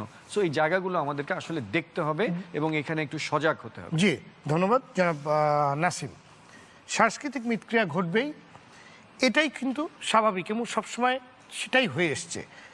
এই প্রক্রিয়ায় কিংবা এই প্রক্রিয়ার ভিতরে নিজেদের দেশের যে সংস্কৃতি কিংবা নিজেদের যে স্বকীয়তা রয়েছে সেটা ঠিক থাকতে হবে, এবং সেটার জন্য এক ধরনের সুরক্ষা ব্যবস্থা থাকতে হবে। সেটা আসলে কতটুকু আমরা নিশ্চিত করতে পারছি? এটা তো অনেক বড় বিষয়, যেমন সংস্কৃতিটাই আসলে অনেক বড় বিষয়। আমি একটু আমার জায়গাটা ছোট করে নিয়ে আসি, তাহলে আমার আলোচনা করতে একটু সুবিধা হবে। যেমন সংস্কৃতি তো আপনার ধর্মীয় সংস্কৃতি আছে, রাজনৈতিক সংস্কৃতি আছে, খেলার সংস্কৃতি আছে, সঙ্গীতের ঐতিহ্য আছে, সেটাও সংস্কৃতির মধ্যে পড়ে। আমরা অভিনয় করি, টেলিভিশন মাধ্যম, চলচ্চিত্র, এটাও একটা সংস্কৃতির মধ্যে। সংস্কৃতি পরিবর্তিত হয়, তার একটা ঐতিহ্য থাকে। আপনি টেলিভিশন এবং চলচ্চিত্র, আমি সেই জায়গায় একটু সংকুচিত করে আমার টেলিভিশন নিয়ে আমি শুধু একটু বলি, সেটা ওনার ক্লু থেকে একটু বলি যে ট্যাক্স যেটা সিস্টেম থাকে বৈষম্য রাখার জন্য, এবং মাননীয় উপদেষ্টা বলেছেন যে যে বৈষম্যটা সম্প্রচারের বৈষম্য, নীতিমালা ঠিক আছে, আমরা বাইরের চ্যানেল আমরা এখানে দেখাবো, নীতিমালা ঠিক আছে। এখন আমাদের দেশে একটি চ্যানেল এখানে ডাউনলিং ফি মাত্র 3 লক্ষ টাকা। ইন্ডিয়াতে আমাদের একটি চ্যানেল যদি ঢুকতে পারছেন না কেন আপনারা, আমরা কেন ঢুকতে পারছি না?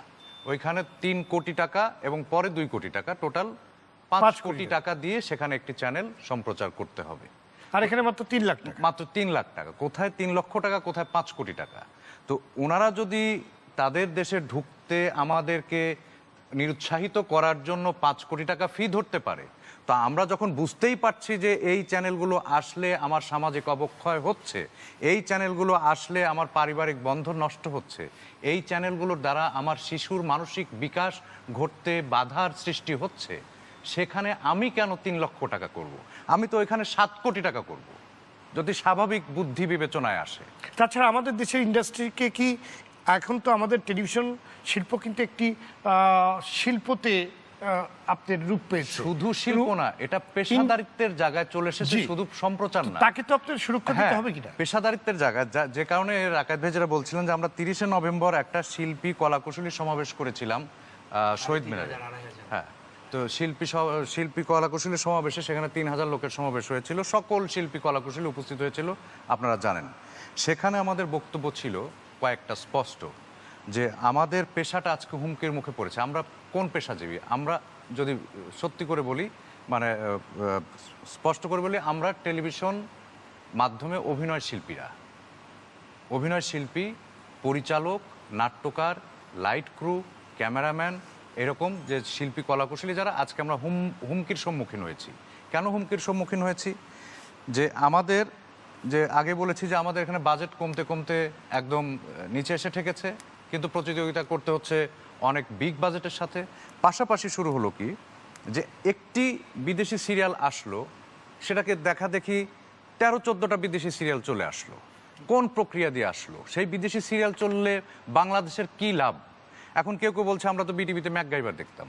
ম্যাকগাইভার আর এটা এক হলো? মানে কোনটা একটা শিক্ষামূলক একটা প্রোগ্রাম, আর কোনটা হচ্ছে আপনার আমাদের সাংস্কৃতিক যে, মানে যেটা মিলই নাই, একটা অপসংস্কৃতি বলবো, যে সংস্কৃতির সাথে আমার সংস্কৃতি, আমার দেশের মানুষের মিলে না। সেখানে নীতিমালা থাকতে পারে যে আপনি পুরো কন্টেন্টের মধ্যে কতটুকু বিদেশি চ্যানেল আপনি দিতে পারেন। আচ্ছা, আপনি সারাদিন তো সেটা প্রচার করতে পারেন, বা কোন সময় পারেন, পিক আওয়ারে পারেন নাকি অফ পিক আওয়ারে পারেন, সেটা কতটুকু পারেন, এবং সেটা যদি হয়। এখন আমরা বলছি যে আমাদের যে পেশাজীবীরা যারা এতদিন ধরে নিজেদেরকে তৈরি করেছে, একটা ছেলের টেলিভিশনে অভিনয় করতে আসলে তাকে মিনিমাম 10 থেকে 14 বছর তাকে বিভিন্ন রকম স্ট্রাগল করতে হয়, তাকে কিছু শিখতে হয়, তাকে একটা চর্চার মধ্যে যেতে হয়, তাকে থিয়েটার করতে হয়, তারপরে এসে কোনো রকমের সুযোগ পেলোতে পেলো, না পেলোতে না পেলো, তারপরে এসে যখন সে এই পেশাটা হুমকির মুখে পড়ছে, আমরা কয়েকটা প্রস্তাবনা রেখেছিলাম। আজকে আমি একটু বলে যাই, এই সুযোগে আবারও মনে করিয়ে দেই, যে বিদেশি চ্যানেলগুলোর, বিদেশি যে সিরিয়ালগুলো চলছে সেগুলোর হয় ট্যাক্স বাড়িয়ে তাকে নিরুৎসাহিত করতে হবে যদি নীতিমালার মধ্যে থাকে, সেগুলোকে অতিরিক্ত ট্যাক্স ধরে সেটাকে স্তীমিত করতে হবে, পৃথিবীর সব জায়গায় থাকে সেটা করতে হবে। এবং কখন কোন জায়গায়, সেটা আপনি বলেছেন, কখন কোন জায়গায় বিদেশি একজন নাট্যকার, বিদেশি একজন ক্যামেরাম্যান এসে আমাদের এখানে শুটিং করছে, সে অনেক বেশি ভালো ছবি বানাবে।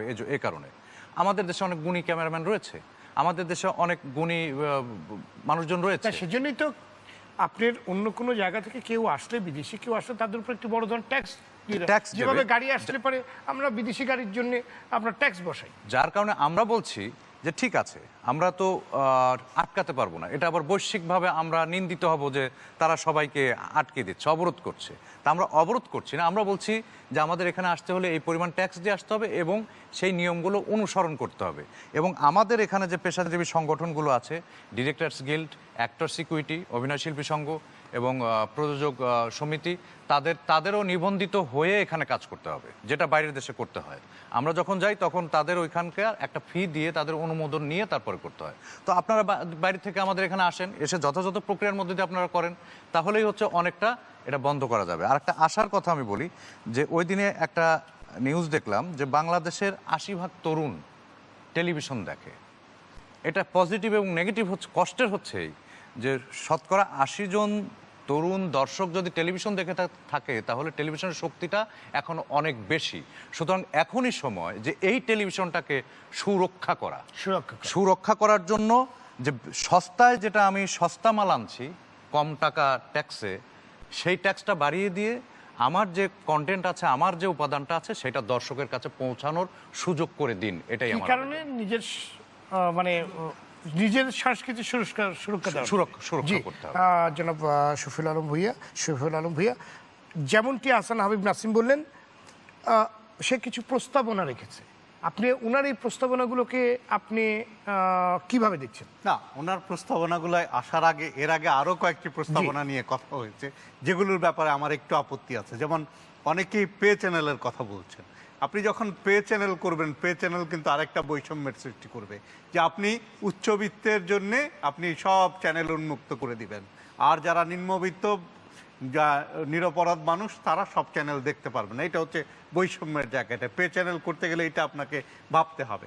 আর তারপরে যে আরেকটা প্রস্তাবনা এসছে, আমরা কথায় কথায় চায়নার উদাহরণ নিয়ে আসছি। চায়নাতে ফেসবুক নিষিদ্ধ। চায়না কি একটা গণতান্ত্রিক রাষ্ট্র?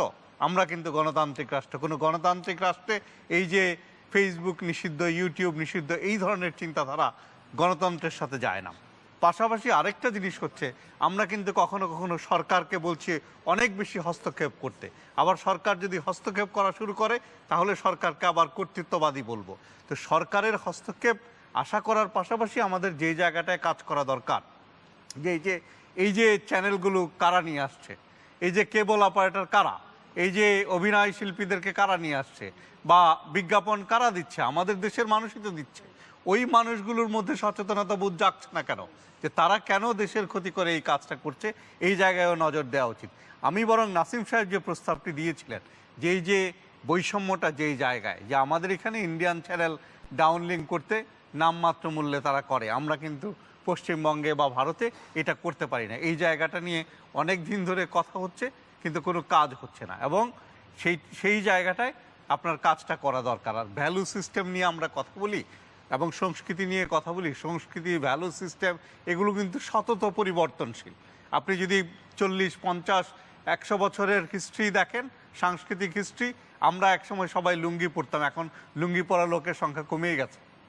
তো এবং আমার খাদ্যাভ্যাসে পরিবর্তন হয়েছে, আমার চালচলনে পরিবর্তন হয়েছে। এটাই সংস্কৃতির নিয়ম। সংস্কৃতি গতিশীল, পরিবর্তিত হবে। তার মধ্যে যেটা জনগণের জন্য কল্যাণকর, যেটা সমাজের জন্য কল্যাণকর, সেটাকে প্রমোট করা, এবং যেটা অকল্যাণকর সেটাকে প্রতিহত করা। তো সেইটাকে করার জন্যে, সেই প্রতিহতটা করার জন্যে আমাকে একটা গণতান্ত্রিক পদ্ধতির মধ্য দিয়ে যেতে হবে। সেই জন্য আমি যে গণতান্ত্রিক পদ্ধতির মধ্য দিয়ে যেতে গেলে আবারও আমি সেই সম্প্রচার কমিশনের কথাই বলবো, যে সেই কমিশনটা অতি দ্রুত করা দরকার। জি, আপনি যে কথাগুলি বলছিলেন, কিন্তু বিশ্বায়ন এবং আকাশ সংস্কৃতির দাপটে পৃথিবীর ছোট বড় অনেক দেশের ভাষা ও সংস্কৃতি কিন্তু এখন তাদের অস্তিত্বই হুমকির মুখে রয়েছে। আমাদের ভাষা সংস্কৃতি কি ঝুঁকিমুক্ত বলে আপনি মনে করেন? না, আমাদের ভাষা সংস্কৃতি, ধরেন এই যে ভাষা সংস্কৃতি, আপনি যে বলছেন অনেক দেশের ভাষা সংস্কৃতি হুমকির এবং ঝুঁকির মুখে রয়েছে, আপনি কি আমাকে কোনো এম্পিরিক্যাল এভিডেন্স দেখাতে পারবেন? আমি তো ধরেন অনেক দেশের এই যে ভাষা সংস্কৃতি, বিশেষ করে গণমাধ্যম নিয়ে কাজ করি। একেবারে গণমাধ্যম এটা ডিবেটের জায়গা, যে কেউ কেউ বলছে যে আকাশ সংস্কৃতির কারণে আরেকটা দেশের সংস্কৃতি ধ্বংস হয়ে যাচ্ছে, আবার কেউ কেউ বলছে যে ভাষাবিদরা বলছে প্রায় 6000। সেগুলো একেবারে ছোট, যেই ভাষাগুলো হারিয়ে যাচ্ছে 6000, সেগুলোর সংখ্যা, সেগুলোর ভাষা হারায় কখন? যখন ভাষাভাষীর সংখ্যা খুব কম হয়। ধরেন এমনও ভাষা আছে হয়তো 1000 লোক কথা বলে, তো সেই লোকের সংখ্যা যখন কমে যায় তখন ভাষা হারিয়ে যায়। তো কিন্তু বড় ভাষাগুলো হারাচ্ছে না। আবার আরেকটা জিনিস আপনাকে বলি, যে বাংলাদেশের ক্ষেত্রে গত 2.5 দশকে যে পরিবর্তনটা হচ্ছে, দুটো এক্সট্রিম দিকে বাংলাদেশ যাত্রা শুরু করেছে। একটা হচ্ছে আমরা অতিমাত্রায় রক্ষণশীল হয়েছি ধর্মীয় দিক থেকে, আরেকটা হচ্ছে অতিমাত্রায় আমরা মুক্ত হয়েছি, যে এই যে অবাধে পশ্চিমা সংস্কৃতির থেকে শুরু করে সব কিছুকে গ্রহণ করছি। এই যে মাঝামাঝি জায়গাটা, সেই জায়গাটা কিন্তু হারিয়ে যাচ্ছে, যেই জায়গাটায় আমার নিজস্ব সংস্কৃতির বিকাশটা দরকার। আমি সবাইয়ের সাথে একমত যে আমার চ্যানেলকে সুরক্ষা দিতে হবে, আমার সংস্কৃতিকে সুরক্ষা দিতে হবে। আবার তার জন্য আমি যদি আমার দরজা বন্ধ করে দেই, কারণ ওই যে একটা কথা আছে, আমি যদি আমার জানালা খোলা রাখি সেখানে মুক্ত বাতাস আসবে, মুক্ত বাতাসের সাথে কিছু ধুলাবালিও আসবে, মশামাছি তো আসবে। মশামাছি আসবে, তো সেইটাকে প্রোটেক্ট করতে গিয়ে যাতে আমি জানালাটা বন্ধ করে না দিই। না, সেটার জন্য নেট দিতে হয়, ঠিক। সেটা জানলা বন্ধ তো করে সেইটা- নেট দিতে হয়, সেই একটা নেট জালের দেওয়ার যে ব্যবস্থা system, করে যাতে আমি যেটা- আবর্জনা না আসে। আমি জি। যেটা বলতে চাচ্ছি যে সেই নেট দেওয়ার সিস্টেমটা গণতান্ত্রিক হতে হবে। যেমন গণতান্ত্রিক হতে হবে। সেই জায়গাটায় আমরা ধরেন কানাডার উদাহরণ ফলো জি। করতে পারি, আমরা ইভেন ফ্রান্সের উদাহরণ আপনি follow করতে কানাডার পারি। উদাহরণটা যদি দর্শকদের উদ্দেশ্যে কানাডার বলেন। উদাহরণ হচ্ছে স্ক্রিন কোটা। আপনি যদি কেনেডিয়ান সিনেমা হলে যে কেনেডিয়ান সিনেমা দেখাতে হবে, কিছু বিধিনিষেধ আছে। কানাডার টেলিভিশনে আপনার কেনেডিয়ান কন্টেন্ট দেখাতে হবে, সে কেনেডিয়ান কন্টেন্টের ডেফিনেশন আছে। তারপরে হচ্ছে আপনার কানাডার বিজ্ঞাপন আপনি আমেরিকান চ্যানেলে দিতে পারবেন না যদি সেটি আপনি কানাডায় এবং প্রচার সেখানকার করতে কোনো চান। বিলবোর্ডে আমার মনে হয় আপনার যে- হলিউডের কারো ছবি দিতে গেলে তাদের Permission 2000 লাগে, অবশ্যই। মানে যেমন- 2000 আপনার গুণ বেশি ট্যাক্স দিতে ট্যাক্স হয়। দিতে হয়। আমি যেমন যতটুকু জানি। যেখানে আমাদের যে সমস্যার জায়গা সেটা হচ্ছে যে আমার আইনগুলো আছে কিন্তু আইনগুলোর এনফোর্সমেন্টটা নাই। এই যে ধরেন আপনি যদি খোঁজ নেন, এই যে শিল্পীরা যে আসছে, এই আপনি ব্যর্থতা প্রথমে- তো কার বলেন? আমাদের তো আপনার এই ব্যর্থতাটা ওই যে আমি আইন যেটা আছে, বলছিলাম, সবকিছু আছে। আমি যেটা বলছিলাম যে আমরা ক্ষতিগ্রস্ত হচ্ছি। প্রপার মনিটরিং বডি নাই। যেমন আমরা সবকিছু তথ্য মন্ত্রণালয়ের উপর নির্ভরশীল, তথ্য মন্ত্রণালয় এই জায়গাটায় নজর দিতে পারছে না বা দিচ্ছে না। তো কেন দিচ্ছে না আপনার কি মনে এখন হয়? এই প্রশ্নটা তো আপনার তথ্য মন্ত্রণালয়কে করতে হবে। আমার ধারণা যে আমি যেভাবে বুঝি তথ্য মন্ত্রণালয় দিচ্ছে না, হয় তারা অন্য কাজে ব্যস্ত অথবা তারা প্রয়োজন মনে করছে তথ্য না, মন্ত্রণালয়ের অথবা- কাজটা কি তাহলে? না না, অন্য তথ্য কাজে কি মন্ত্রণালয় কাজে তো ব্যস্ত? অনেক ধরনের কাজ করছে, তাই না? সরকারের তথ্য মন্ত্রণালয়ের তো আপনি তথ্য মন্ত্রণালয়ের ওয়েবসাইটে যান, সেখানে দেখেন যে তথ্য সেখানে তো মন্ত্রণালয়ের কি কি টেলিভিশন কাজ। একটি অংশই আছে তাদের। হ্যাঁ, সেখানে তো কিন্তু টেলিভিশন কিংবা তারপরে চলচ্চিত্র অংশই আরেকটা আছে। জিনিস আমি বলি জি, যে চলচ্চিত্র সচিব আছে, যে তথ্য মন্ত্রণালয়ের আবার অনেক জায়গায় এক্সপার্টিজের অভাব আছে। সেই কারণে আমি আবার ঘুরে ফিরে আমার সেই সম্প্রচার কমিশনে আমি ফেরত যাব, জি। যেটি করাটা অত্যন্ত জরুরি। জি, ধন্যবাদ ধন্যবাদ সারা বেগম কবরী। মুক্তবাজার, মুক্ত মিডিয়া, মুক্ত সংস্কৃতির কথা বলা হচ্ছে, কিন্তু জাতির নিজস্ব মূল্যবোধ, নীতি, নৈতিকতা, সক্রিয়তা ঠিক রাখার জন্যে বিধিনিষেধ ও কিছু নিয়ন্ত্রণ আরোপ করা তো দোষের কিছু না। আমরা দেখি বিলে যখন আপনার ওই মাছ চাষ করে তখন কিন্তু কিছু বেড়া দিয়ে দেয় যাতে যে রাক্ষসে মাছগুলো যেন ভিতরে ঢুকতে না পারে। আর ওই জন্য চলে যেতে না পারে। এক্স্যাক্টলি। জি। আমার কথা হচ্ছে এটাই তো কোনো যে- কার্যকর উদ্যোগ তো সেরকম দেখছি। যে আমরা আসলে যে সংস্কৃতির কথা বলি, আমাদের যার যার অবস্থান থেকে যে কথাগুলি আমরা আলোচনা করলাম, আমার এইটাই জিজ্ঞাস্য যে সরকার যে ধারক বাহক এই দায়িত্বে আছে যে মন্ত্রণালয়, আমরা কি তার থেকে বেশি বুঝি? সে কেন বুঝে না? তাহলে সেই বা কেন ওইটা চেয়ার আগলে রেখে আছে? এটা আমার প্রশ্ন। তাহলে আপনি যতই যুদ্ধ করেন না কেন, তার কেন তো পানি ঢুকবে না? তাহলে আন্দোলন করে কি কখনো শোনা গেছে যে সংস্কৃতি উন্নয়ন করা? মানে আমরা যে বলি মুক্তিযুদ্ধ চেতনা, তাই না? ওনারা কি শুধু বক্তৃতা করার জন্য এই কথাটি বলেন? তারা কি আদৌ বিশ্বাস করেন যে মুক্তিযুদ্ধের চেতনা যে কাকে বলে? মুক্তিযুদ্ধের চেতনা একটা কথা, ইটস এ ভেরি ইম্পর্টেন্ট, একটা ভ্যালুজ। আমার কথা হলো যে সেটাকে ধারণ করবেন কি করে? আপনার কর্ম দিয়ে। আপনাকে বুঝাতে হবে যে মুক্তিযুদ্ধে আমি গানা গাইলেই হবে না সারাদিন, মুক্তিযুদ্ধের সরকার, মুক্তিযুদ্ধের চেতনা, মুক্তিযুদ্ধের এটা, মুক্তিযুদ্ধের সিনেমা না। আচ্ছা, সমস্ত বিশ্বে কম্পিটিশন, প্রতিযোগিতা চলছে। সুতরাং আমাদের যদি প্রতিযোগিতায় টিকতে হয় তাহলে আমাদের এই অংশের মধ্যে যে আমাদের বুঝতে হবে, বিষয়টা বুঝতে হবে। যারা সিনেমা বানায় তাদেরও বুঝতে হবে যে সিনেমা আমি কী করে বানাবো, আমি প্রতিযোগিতার মধ্যে আমি কী করে করবো। এইতে সরকারের একটা বিরাট পৃষ্ঠপোষকতা দরকার। আদারওয়াইজ এটা তো ভেরি এক্সপেন্সিভ মিডিয়া। আপনি এটা জ্যানত্যান করে বানাই দিলে এটা চলবে? হলের মধ্যে চলবে না। লাইট আছে তো অন্ধকার। অথচ এইসব ছবিগুলো আমি দেখি কি অনেকগুলি পুরস্কার পাচ্ছে। কোন ফেস্টিভ্যালে গেছে ওনারাই শুধু বলছে, আমরা কিন্তু কিছুই দেখি না। ওই লোকান্নতে গেছে, ওই কান ফেস্টিভ্যালে গেছে, ওই আমরা সিনেমা দেখেছি, কিন্তু এটার ফিডব্যাক কি? আর ফিডব্যাক কিন্তু আর চোখে দেখতেছি না। ঠিক আছে, ধরেই নিলাম যে এইসব বিভিন্ন জায়গা আমাদের চলচ্চিত্র একটা পরিচিতি তো অন্তত পাচ্ছে, কিংবা ফেস্টিভ্যালে গেলেও একটা পরিচিত হচ্ছে, কিন্তু সেটারই কি কোনো ফিডব্যাক কিংবা ধারাবাহিকতা মন্ত্রণালয় কোনো কি দিচ্ছে, কিংবা তার কাছে কি পৌঁছাচ্ছে? কিছু এবং পৌঁছাচ্ছে সেটা না। কতগুলো আপনার সিনেমা হলে প্রদর্শিত হচ্ছে সেটাও মনে হয় একেবারে না পরিষ্কার। না, একেবারে ওরা যা যা রিপোর্ট করে সেটাই আমরা শুনি। তার কোনো এভিডেন্স কিন্তু আমরা পাই না। কিংবা অন্য পত্রিকায় আপনি মানে যেখানে কান ফেস্টিভ্যালে যে এত বড় বড় ছবি আসছে, বিশ্বের অনেক জায়গায় ছবি আসে, এখন ছবি তো বিশ্বের সব জায়গায় ঘোরাঘুরি করতেছে। এমনকি ভারতীয় ছবি, ইন্ডিয়ান বোম্বাই ছবি বিশেষ করে আমরা কোথায় না যাচ্ছে, মিডল ইস্টে পর্যন্ত তারা পপুলার। কেমন করে? তারা কি সব ভালো ছবি বানায়? অনেক পচা ছবি আছে, তারা লাপ্পা গান হেন তেন সাদা, মেয়েদেরও কিন্তু তারা নাচায়।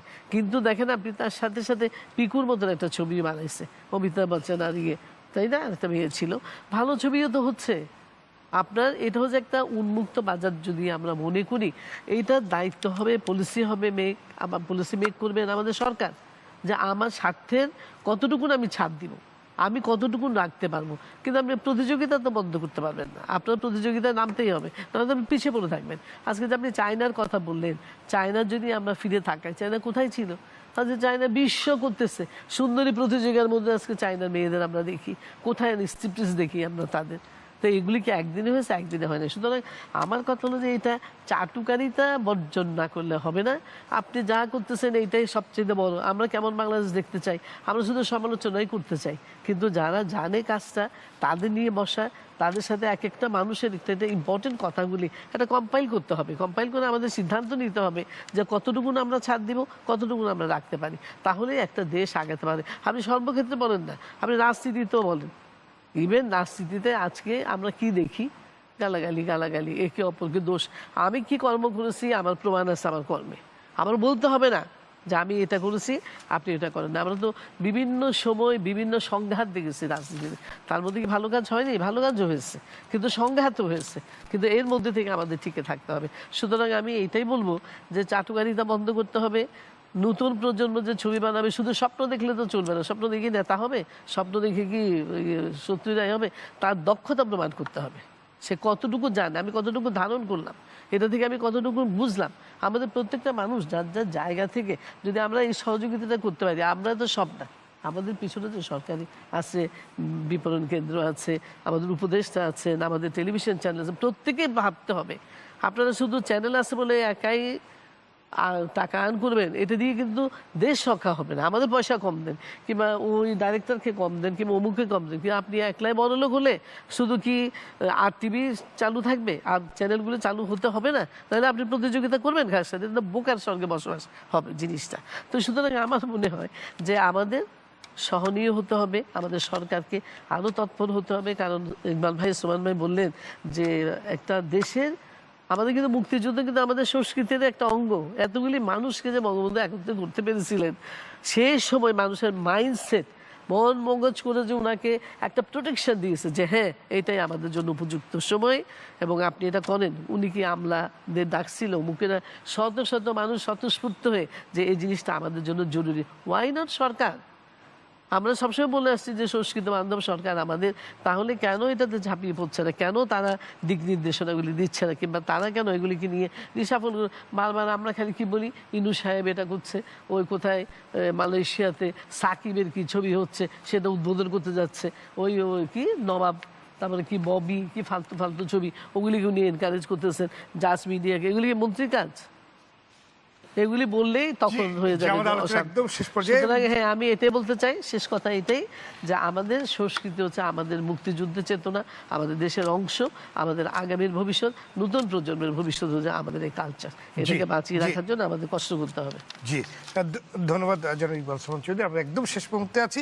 শোকের মাসে আসলে আমাদের শপথ করতে হবে যে আমরা যে বঙ্গবন্ধুর স্বপ্নের বাংলাদেশ চাই, আমরা উনি যে স্বপ্ন দেখেছিলেন, আমাদের যে এই যে সমস্যাগুলো, ওনার স্বপ্নের যে বাস্তবায়ন, আপনার কাছে শেষ বক্তব্য শুনতে চাচ্ছি। একটি জিনিস দেখুন, আমি আবার বলতে চাচ্ছি যে ৭৫-এর পরে যে সরকারগুলো এসছে, জি, ধরুন আজকে ২৬ বছর এক ধারায় চলেছে, মুক্তিযুদ্ধের চেতনার বিপরীতের ধারা। আর বর্তমান প্রধানমন্ত্রী শেখ হাসিনার নেতৃত্বে আজকে ১৪ বছর ধরতে পারেন আপনি, মানে এই সরকার। এবং দেখুন আজকে যে চ্যানেলের কথা আমরা আলোচনা করছি, এই চ্যানেল তো আজকের যিনি প্রধানমন্ত্রী তিনি তো এটাকে উন্মুক্ত করেছেন। এর আগে তো এটা ব্যক্তি মালিকানায় ছিল না, ব্যক্তি খাতে আজকে উন্মুক্ত করার কারণের জন্য প্রতিযোগিতা হচ্ছে, আপনার অনুষ্ঠানে প্রতিযোগিতা হচ্ছে, সংবাদ পরিবেশনায় প্রতিযোগিতা হচ্ছে, ইত্যাদি ইত্যাদি। তবে আমরা একটি কথা আমাদেরকে বুঝতে হবে যে আমার নিজেকে রক্ষা করে তারপরে আমি আমার উন্মুক্ত করব। আমার ঘরের সন্তান নষ্ট হয়ে যাবে তেমন কোনো যদি কোনো কিছু হয় তাহলে তো আমার এই পরিবারটাই থাকবে না। তাই আমাকে যেমনিভাবে বিশ্বের সাথে তাল মিলাতে হবে, প্রতিযোগিতা করতে হবে। আজকে দেখুন আমেরিকাতে তারা তাদের মার্কেট রক্ষা করার জন্য আমার গার্মেন্টসের উপরে জিএসপি দিয়ে রেখেছে। তারা অ্যান্টি ডাম্পিং হচ্ছে। তো তারা তাদের স্বার্থ রক্ষা করার জন্য করছে। তাহলে আমি আমার সংস্কৃতিকে রক্ষা করার জন্য আমি তো যে সংস্কৃতি আমার ভবিষ্যৎকে নষ্ট করবে, যেমন ধরুন আজকে যদি যে অবক্ষয়টা হচ্ছে, যে আপা বললেন যে একটা 3 বছরের বাচ্চাকে যে ধর্ষণ করার যে বিকৃত মানসিকতা, সেটা যদি রক্ষা করার জন্য যদি আমাকে কঠোর পদক্ষেপ নিতে হয়, আমাকে নিতে হবে।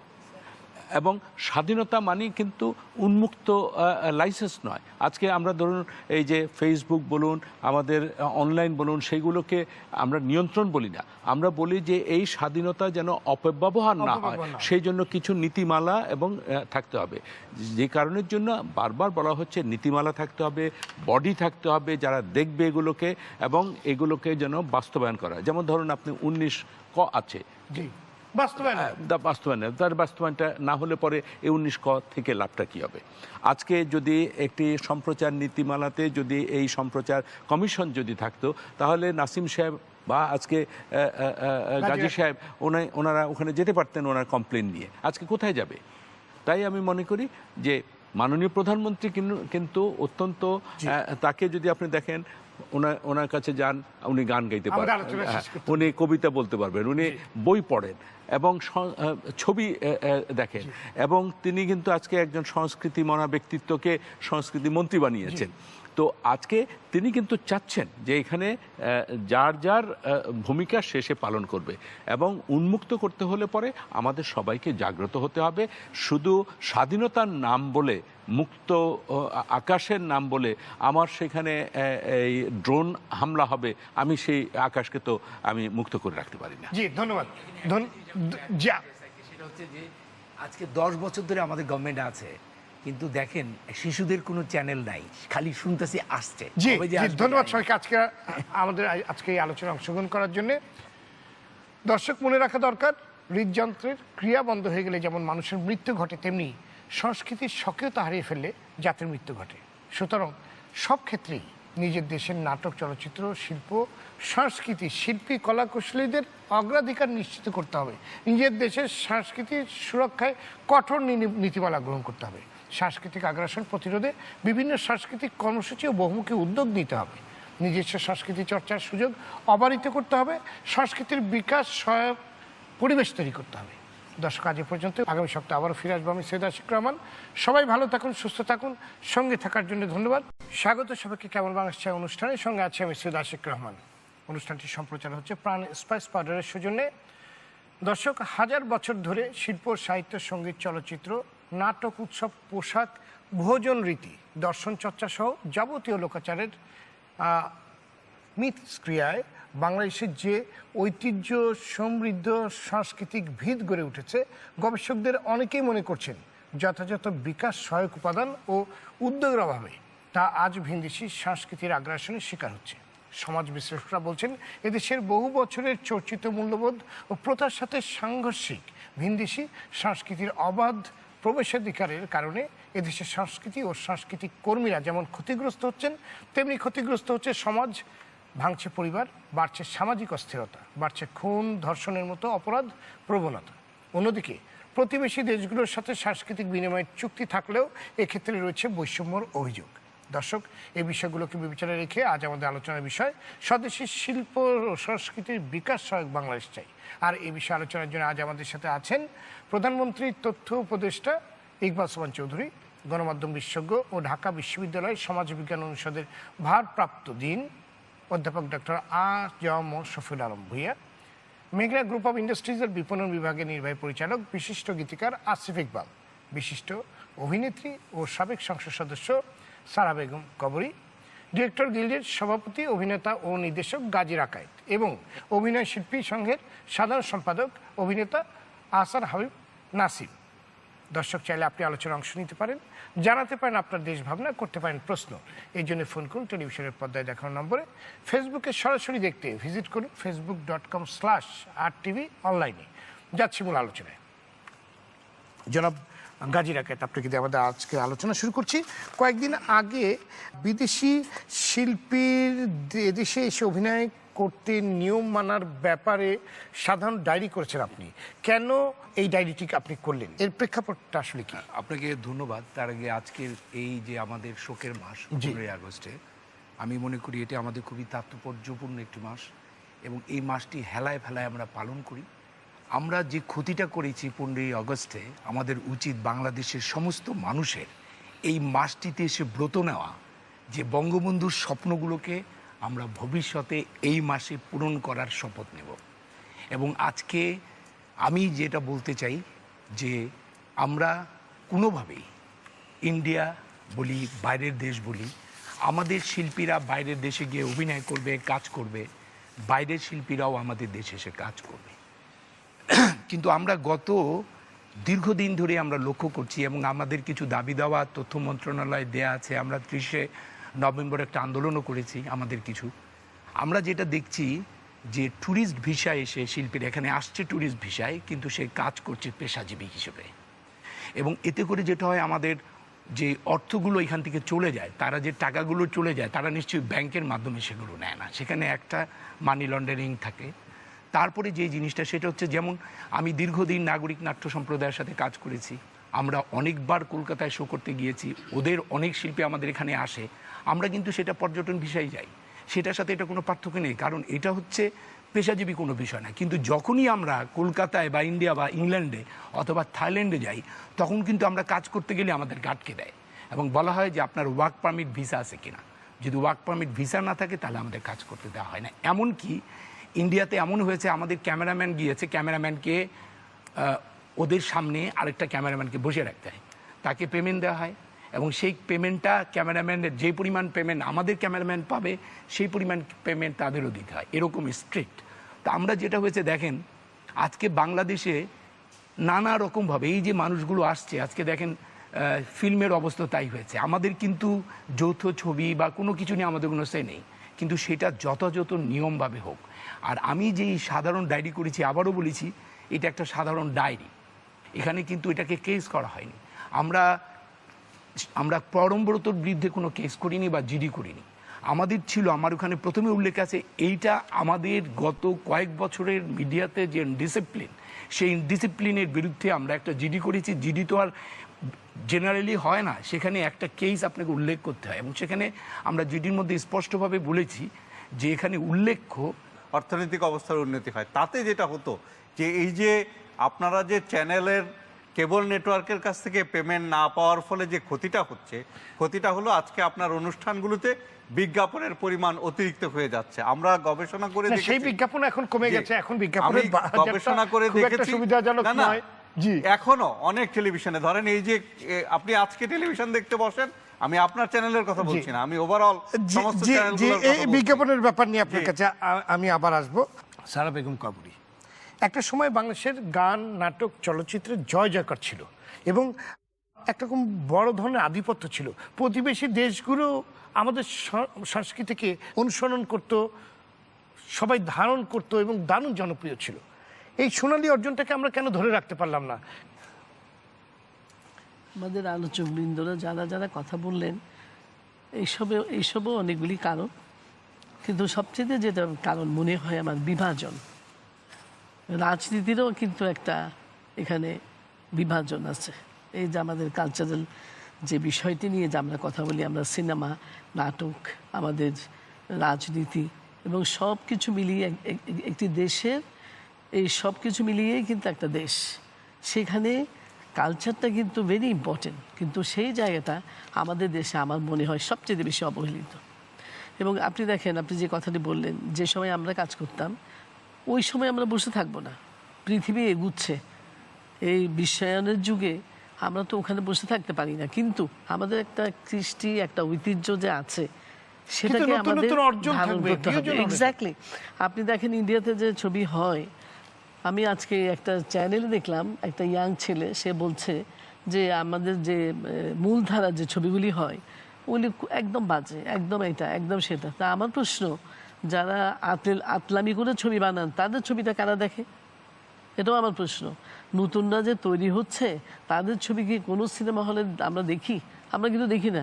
যেমন ধরেন আপনি শিশু একাডেমির ছবি, বাচ্চাদের জন্য যে ছবি হতো, সেই ছবিগুলি কিন্তু বন্ধ হয়ে গেছে। অনুদানের ছবি কোথায় চলে আমরা কেউ জানি না। আর লগ্নিকারক যে যারা হবে, আমাদেরটা কিন্তু ইন্ডাস্ট্রি, কিন্তু আমরা কি কোনো ইন্ডাস্ট্রির ছোঁয়া আছে? আপনি যদি এই ব্যবসাটার মধ্যে, এটা তো বিজনেস, এটার মধ্যে যদি আপনি টাকা লগ্নি না করেন, আপনি পার্শ্ববর্তী দেশের সাথে তো কম্পিটিশনও টিকবেন না। আপনার ভালো গল্প নাই, আপনার টেকনোলজি নাই, আপনার আর্টিস্ট পেমেন্ট করবেন না, আপনি কস্টিউম দেবেন না, আপনার সেট বানাবেন না, আপনার এফডিসি একটা যাচ্ছে তাই হয়ে গেছে। এইসব করলে তো আপনি কোনোদিনও ফিরত আসতে পারবেন না। এমনকি আমাদের সময় যে এফডিসিতে যে সেটও বানানো হতো, সেই সেট দেখেও কিন্তু অনেক সময় বোঝাই যেত না যে এটা কি সেট। জি, অথচ কিন্তু আজকাল মানুষ তো অনেক জায়গায় ছড়িয়ে ছিটিয়ে গেছে। কিন্তু আমি যেটা দেখি যে আমাদের কম্পিটিশনে যদি আসতে হয় তাহলে একটা প্রিলিমিনারি ধারণা কিন্তু নিতে হবে। আমি ডাইরেক্টর হলাম, অমনি ছবি একটা বানিয়ে দিলাম। কারা কারা পৃষ্ঠপোষকতা করছে, না গল্প আছে, না স্ক্রিপ্ট আছে, না ক্যারেক্টারাইজেশন আছে, কিংবা কোন হলে। আমরা তো এমনও করেছি যে হলে সিনেমা চলতো, মেন আর্টিস্টগুলি যে উদ্বোধনের দিন আমরা যেতাম, ক্রিটিক ছিল, আমাদের ছবিগুলি দেখে আগের দিন প্রেস কনফারেন্স হতো, কিংবা ওনারা বলতো, আমাদের ইকবাল ভাই সেই সময় আমাদের ছবিগুলি দেখে কত রিভিউ করেছেন ওই ছবিগুলা। তাতে কি হয়, আমরা বুঝতে পারতাম যে আমার কোথাও গলদ আছে, কোথায় ভুল আছে, কোথায় ভ্রান্তি আছে। তাদের সেই সময় চলচ্চিত্র এমন একটা মানসম্পন্ন জায়গায় ছিল, কি মানে বলতে চাচ্ছেন অনেক গোছানো ছিল, অনেক গোছানো সমাজে একটা আধিপত্য ছিল এবং একটা সম্মানজনক অবস্থানে ছিল। আজকে দেখেন চলচ্চিত্র কেন, কোনো কিছুই, কালচারটা এমনভাবে ধ্বংস হয়েছে। আমার মনে হয় যে এখানে যখনই সরকার বদল হয়, তখন এক সরকার, আওয়ামী লীগ সরকার যখনই একটা বিবেচনার মধ্যে রাখে, তখন আরেক সরকার এসে সেটা বদলে ফেলে। তাতে হচ্ছে কি, সেই মানুষগুলি সুযোগ পায় না যে মানুষগুলি কাজ করতে পারে, কিংবা ওরা যখন আসে তখন কিছু লোক আবার বন্ধ করে দেয়। মানে রাজনীতির সাথে কিন্তু এটা গভীরভাবে ভাবতে হবে যে একটা ওতপ্রোতভাবে কিন্তু আমাদের কালচারটা জড়িয়ে আছে এখানে। আপনি যে বললেন যে যে ধর্ষণ, 3 বছরের মেয়ে যে বাংলাদেশ ধর্ষণ হতে পারে, এটা তো শোভনীয় না। আজকে যদি 21শ শতাব্দীতে যদি আমরা বসবাস করি, এখনো যদি এই ধরনের সিচুয়েশন হয়, তাহলে আপনি কালচারে আর কি করবেন আর কি না করবেন। হোক না ওদের, আপনার সত্যজিৎবাবু ছবি বানায় নেয়, তপন সিনহা ছবি বানায় নেয়, মৃণাল সেন ছবি বানায় নেয়। আজকে ওদের দেশেও যে ছবি হচ্ছে, কি ঘোরার ডিম ভালো ছবি হয়, খালি রাস্তাঘাটে কতদিন নাচনা কুদনা এসবই হচ্ছে, মানে যত কিছু উচ্ছৃঙ্খল। আমার কথা হলো, বাংলাদেশে আপনি ছবি বানান, কিছু পৃষ্ঠপোষকতা সরকারের থাকতেই। আবার সেখানেই আপনি দেখেন আমাদেরই একটা গান বেআইন সাহেব কিংবা লোকাল বাস, এই গানগুলো কিন্তু এখন বিয়েতে বাজছে। শুধু এইটুকু না, আপনি যদি ইউটিউব খুলে দেখেন তাহলে দেখবেন আমাদেরই গান বলতে বলতে চলতে চলতে, কিংবা আপনি যদি বলেন ঝুম, হ্যাঁ 1 কোটি 1.5 কোটি প্রায় 2 কোটির কাছাকাছি পৌঁছে যাচ্ছে। কেন? তাহলে এরা কারা দেখছে? এটা আমাদের মানুষই দেখছে। এবং কেন এই কন্টেন্টটা দেখছে এবং অন্য কন্টেন্ট দেখছে না? কারণ এটার যে প্রকাশ, এটা যেভাবে আমাদের দর্শককে কানেক্ট করছে, আমাদের যে নন রেসিডেন্ট বাংলাদেশিরা আছেন, হ্যাঁ তাদেরকে যেভাবে কানেক্ট করছে, সেটাও কিন্তু একটা আন্দোলনের মতন আস্তে আস্তে ডিজিটাল ওয়ার্ল্ডে এটা উঠে আসছে। তো এই সব কিছু মিলায় যে জিনিসটাকে আমাদের আসলে খুব গূঢ়ভাবে দেখা উচিত, সেটা হচ্ছে যে আমাদের কৃষ্টি, আমাদের সভ্যতা, আমাদের সংস্কৃতি, এটাকে তৈরি করার জন্য যেমন একসময় থিয়েটারের আন্দোলন ছিল, একটা থিয়েটার পাড়ায় পাড়ায় থিয়েটার হতো, কিংবা আমাদের যে গানের অনুষ্ঠানের জন্য আমরা খেলাঘর করতাম, আমরা চাঁদের হাট করতাম, আমরা নানা রকম কচি কাচার মেলা করতাম। এই যে শিশুদেরকে তৈরি করার জন্য একটা চেষ্টা, নিজস্ব সংস্কৃতিতে উদ্বুদ্ধ মানে করার আপনি চেষ্টা। বলতে চাচ্ছেন যে সাংস্কৃতিক চর্চার জায়গাগুলো ছোট হয়ে গেছে, এগুলো অনেক বেশি ছোট যে আপনার কাছে আবার আসবো। জনাব আহসান হাবিব নাসিম, বিশ্বায়ন ও তথ্য প্রযুক্তির এই যুগে বিভিন্ন স্যাটেলাইট চ্যানেলগুলোর অবাধ প্রবেশ আমাদের সংস্কৃতি ও সমাজের উপর কি ধরনের প্রভাব ফেলছে, কিংবা কি ধরনের অভিজ্ঞতা তৈরি হচ্ছে, কিভাবে দেখছেন সেই অভিজ্ঞতাটি? সেটা তো ধন্যবাদ। এটা খুবই প্রাসঙ্গিক একটা বিষয় যে এখন এই সময়ে এই বিষয়টা অনেক আলোচিত যে বিদেশি চ্যানেল আমাদের দেশে অনুপ্রবেশ করেছে। এটা অনুপ্রবেশ বলবো না, এটা তারা নিয়ম নীতি মেনেই এখন যে আমাদের যে নীতিমালা আছে সেই নীতিমালার ভেতরেই তারা প্রবেশ করেছে। অনুপ্রবেশ এটাকে বলা যাবে না। তো এটা যে এখন বিশ্বায়নের যুগ, আমরাও বিশ্বকে দেখব, বিশ্ব আমাদেরকে দেখবে, কিন্তু সংকট একটা জায়গায়, সেটা আপনি শুরুতেই বলেছেন আপনার ভূমিকাতে, যে একটা বৈষম্য আছে। যে আজকে ধরেন যে আমরা বিদেশের প্রোগ্রাম আমরা দেখছি, আমাদের প্রোগ্রাম যদি পাশাপাশি দেশের বাইরে দেখাতে পারতাম, ইউটিউব ছাড়া চ্যানেলগুলো যদি দেখতে পারতো, বিশেষ করে আমাদের পার্শ্ববর্তী দেশের যে সকল চ্যানেলের মাধ্যমে তাদের যে সংস্কৃতি আমরা দেখছি, তার থেকে আমাদের দর্শকরা, আমাদের ছেলেমেয়েরা, আমাদের ভাই বোনেরা, আমাদের মা বোনেরা অনুপ্রাণিত হয়ে কিছুক্ষণ আগে বললেন যে ওই হলুদ বাটো মেহেন্দি বাটো গান আর গাচ্ছে না, তারা গাচ্ছে ধরেন অন্য গান, হিন্দি গান গাচ্ছে বা অন্য কোনো গান গাচ্ছে। এটা সকাল বিকাল সন্ধেবেলায় তাদের মাথার মধ্যে এগুলো ঢুকছে, টিভির সামনে ঢুকছে। এখন প্রশ্ন হচ্ছে যে আমাদের প্রোগ্রাম কি তাহলে গুণগত নয়, যে ওই প্রোগ্রামগুলোর সাথে আমাদের প্রোগ্রাম প্রতিযোগিতায় পারছে না বিধায় তাদের প্রোগ্রাম দেখছে? ব্যাপারটা মোটেও সেরকম আমরা মনে করি না। এবং এখনও আমি আশাবাদী যে বাংলাদেশের শিল্পী সংস্কৃতি যেই ধারাবাহিকতা, সেটা সেই প্রতিযোগিতার মধ্যে এখনও আছে।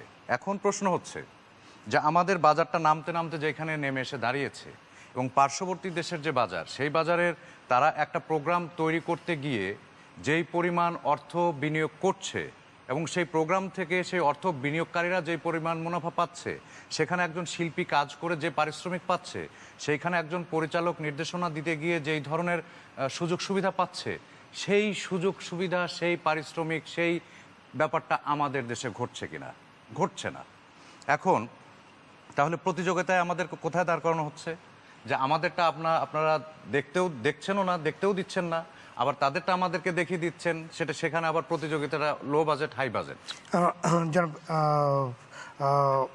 আসার হাবিব, আসলে আপনার কাছে আমার যে প্রশ্নটি ছিল অভিজ্ঞতা, মানে আমাদের এটা অবশ্যই একটি অনেক ভাইটাল জায়গা, যেটা আপনি কথা বলছেন সেটাই আমরা আবার আসবো। যে আপনি বলছেন যে তারা আসলে নিয়ম নীতি মেনেই বাংলাদেশে এই এতগুলো চ্যানেল দেখাচ্ছে। আদৌ কি সেই নিয়ম নীতিটা আসলে ঠিক আছে কিংবা সঠিকভাবে দেখাচ্ছে? কারণ 200 টাকায় কিংবা 300 টাকায় পৃথিবীর কোনো জায়গায় 200টা কিংবা 250টা চ্যানেল কেউ দেখতে পারে না। আমি এখানে আসছিলাম, শুনেন, মানে আমরা বলছি যে আকাশ সংস্কৃতি, উন্মুক্ত আকাশ সংস্কৃতি, সে জায়গায় কিন্তু আপনি যে কোনো চ্যানেলই দেখতে পারেন, কিন্তু সেটার জন্য পেমেন্ট করতে হয়। আপনি তাই বলে কিন্তু গ্রামে গঞ্জে আজকে যে সবাই সবকিছু দেখছে, সেটা আসলে কতটুকু আজকে যে আমাদের যে সমাজে অস্থিরতা, যেটা সবাই বলছে যে একটা ধর্ম একটা আপনার অস্থিরতা চলছে, এগুলো কি সেগুলোর প্রভাব? যে আমাদেরই এখানে ক্যান্ডি প্রোডাকশনস যে আছেন, তাদের যে কর্ণধার আছেন, তারা এরকম পরমব্রতকে নিয়ে কাজ করছে, কিন্তু আমরা এটা খবর পেয়েছি। এবং যেদিন আমরা জিডি করেছি তার আগের দিনই প্রথম আলোতে একটা বড় আকারে প্রতিবেদন ছাপানো হয়েছে, এবং সেখানে বলা হয়েছে যে শুটিং শুরু হয়ে গেছে। এবং আলটিমেটলি আমাদের ডিরেক্টর্স গিল্ডের একটা কাগজ উনি জমা দিয়েছিলেন, এবং সেখানেও আমরা দেখেছি যে উনি আসলে ওনার কাগজপত্র, ওয়ার্ক পারমিট বা এগুলো কিছু হয়নি। তো আপনি যেই শুটিংই করেন না কেন কোনো অনুমতি ছাড়া, আর যেখানে বাংলাদেশের বড় একটা প্রোডাকশন হাউস এবং এত বড় একজন স্টার আসছে, তারা অবশ্যই ওই দেশের নীতিমালা ফলো করবে বলে আমি বিশ্বাস করি। এবং আমরা যেটা করি, আমরা সত্যি সাহস রাখি না, আমরা এই সত্যের পথে দাঁড়াতে চাই না। এখানে আমি আবারও বলছি, আজকেও আমি জি নিউজের একটা টিম এসে আমার ইন্টারভিউ নিয়ে গেছে, আমি বলছি আমরা কোনো ব্যক্তি মানুষের এগেনস্টে করিনি। এবং আজকে দেখেন এত বছর হয়ে গেছে, আজকে 22 বছর 24 বছর টেলিভিশন ইন্ডাস্ট্রি হয়েছে, এত বড় একটা ইন্ডাস্ট্রি হয়েছে, আমাদের একজন ডিরেক্টরের সাথে একজন প্রডিউসারের সাথে অভিনয় শিল্পীর কোনো কন্ট্রাক্ট ফর্ম হয় না। একটা ইন্ডাস্ট্রি গড়ে উঠেছে একেবারে ইনডিসিপ্লিনের মধ্যে। আজকে আমরা যদি এই আমাদের নিউজ চ্যানেলগুলো দেখি, জাস্ট লুক অ্যাট দেম, আপনি একটা ডার্টি চ্যানেল, পৃথিবীর এত ডার্টি চ্যানেল পৃথিবীর আর কোথাও নাই। একটা এন্টারটেনমেন্ট চ্যানেলে 3টা লেয়ারে বিজ্ঞাপন চলছে, আপনার সেখানে নিউজ, কোনো ডিসিপ্লিন নাই, কোনো কিছু নাই। ইভেন আমি বলতে রাজি হচ্ছি যে আমরা কোন ইনডিসিপ্লিনের মধ্যে আছি। দীপ্ত টেলিভিশন গত বছর আপনার বিজয় দিবসে তারা সুলতান সুলেমান চালাক, কিন্তু সেটা পিক আওয়ারে 7টা থেকে 9:30টার মধ্যে তো আপনি একটা স্বাধীনতার দিনগুলোকে বাদ দিয়ে আপনি তো ওখানে বিদেশি সিরিয়াল চালাতে পারেন না। কারণ ওই যে 3টা ঘন্টা অন্যান্য যারা আজকে বিজয় দিবসের অনুষ্ঠান দেখতো, জাতির পিতার বক্তৃতা দেখতো, তাকে বঞ্চিত করে আপনি সুলতান সুলেমান দেখাইছেন। কারণ আপনি এইভাবে প্রমাণ করছেন ওই বোরিং অনুষ্ঠান দেখার দরকার নাই, এই দিন আমার সুলতান সুলেমান চলে অনেক দরকার। আপনার কাছে আবার আসবো। জনাব আসিফ ইকবাল, বিয়ে পার্বণ, যে কোনো উৎসব, জন্মদিন, প্রতিটা ক্ষেত্রে আমরা দেখছি আমাদের যে সেই আগে বিয়ের অনুষ্ঠানে হলুদ বাট্টো, মেহেন্দি বাট্টো, বাট্টো ফুলের মৌ, এই যে সুন্দর সুন্দর বাংলা গানগুলো, সেগুলো একেবারে হারিয়ে গেছে। সেগুলো গাওয়া হয় না, সব বিদেশি গান গাওয়া হয় এবং কেমন যেন একটা অসুস্থ একটি আপনার মানে সংস্কৃতি আপনার গ্রাস করেছে। বাচ্চাদেরকে পর্যন্ত আপনার বিভিন্নভাবে অঙ্গভঙ্গি করে সেই বিভিন্ন বিদেশি চলচ্চিত্র কিংবা ভিনদেশি বিভিন্ন আপনার অনুকরণ করতে দেখা যায় এবং সেসব গান দিয়ে সব কিছু করা হয়। এমনকি ভোগ্যপণ্য ব্যবহারের ক্ষেত্রে আমরা যেমন বিদেশমুখী হচ্ছে, অবশ্যই বিশ্বায়নের যুগে ভালো জিনিসটা আমরা বেছে নেব, কিন্তু নিজের দেশের এবং আমাদের সেই জায়গাটার যে মানে একটি শক্ত জায়গা দরকার, সেই জায়গাটাই আমরা দাঁড়াতে পারছি না কেন? এমনটার কারণ কি? ধন্যবাদ আপনাকে। আসলে এটা অত্যন্ত কঠিন একটা প্রশ্ন আপনি করেছেন।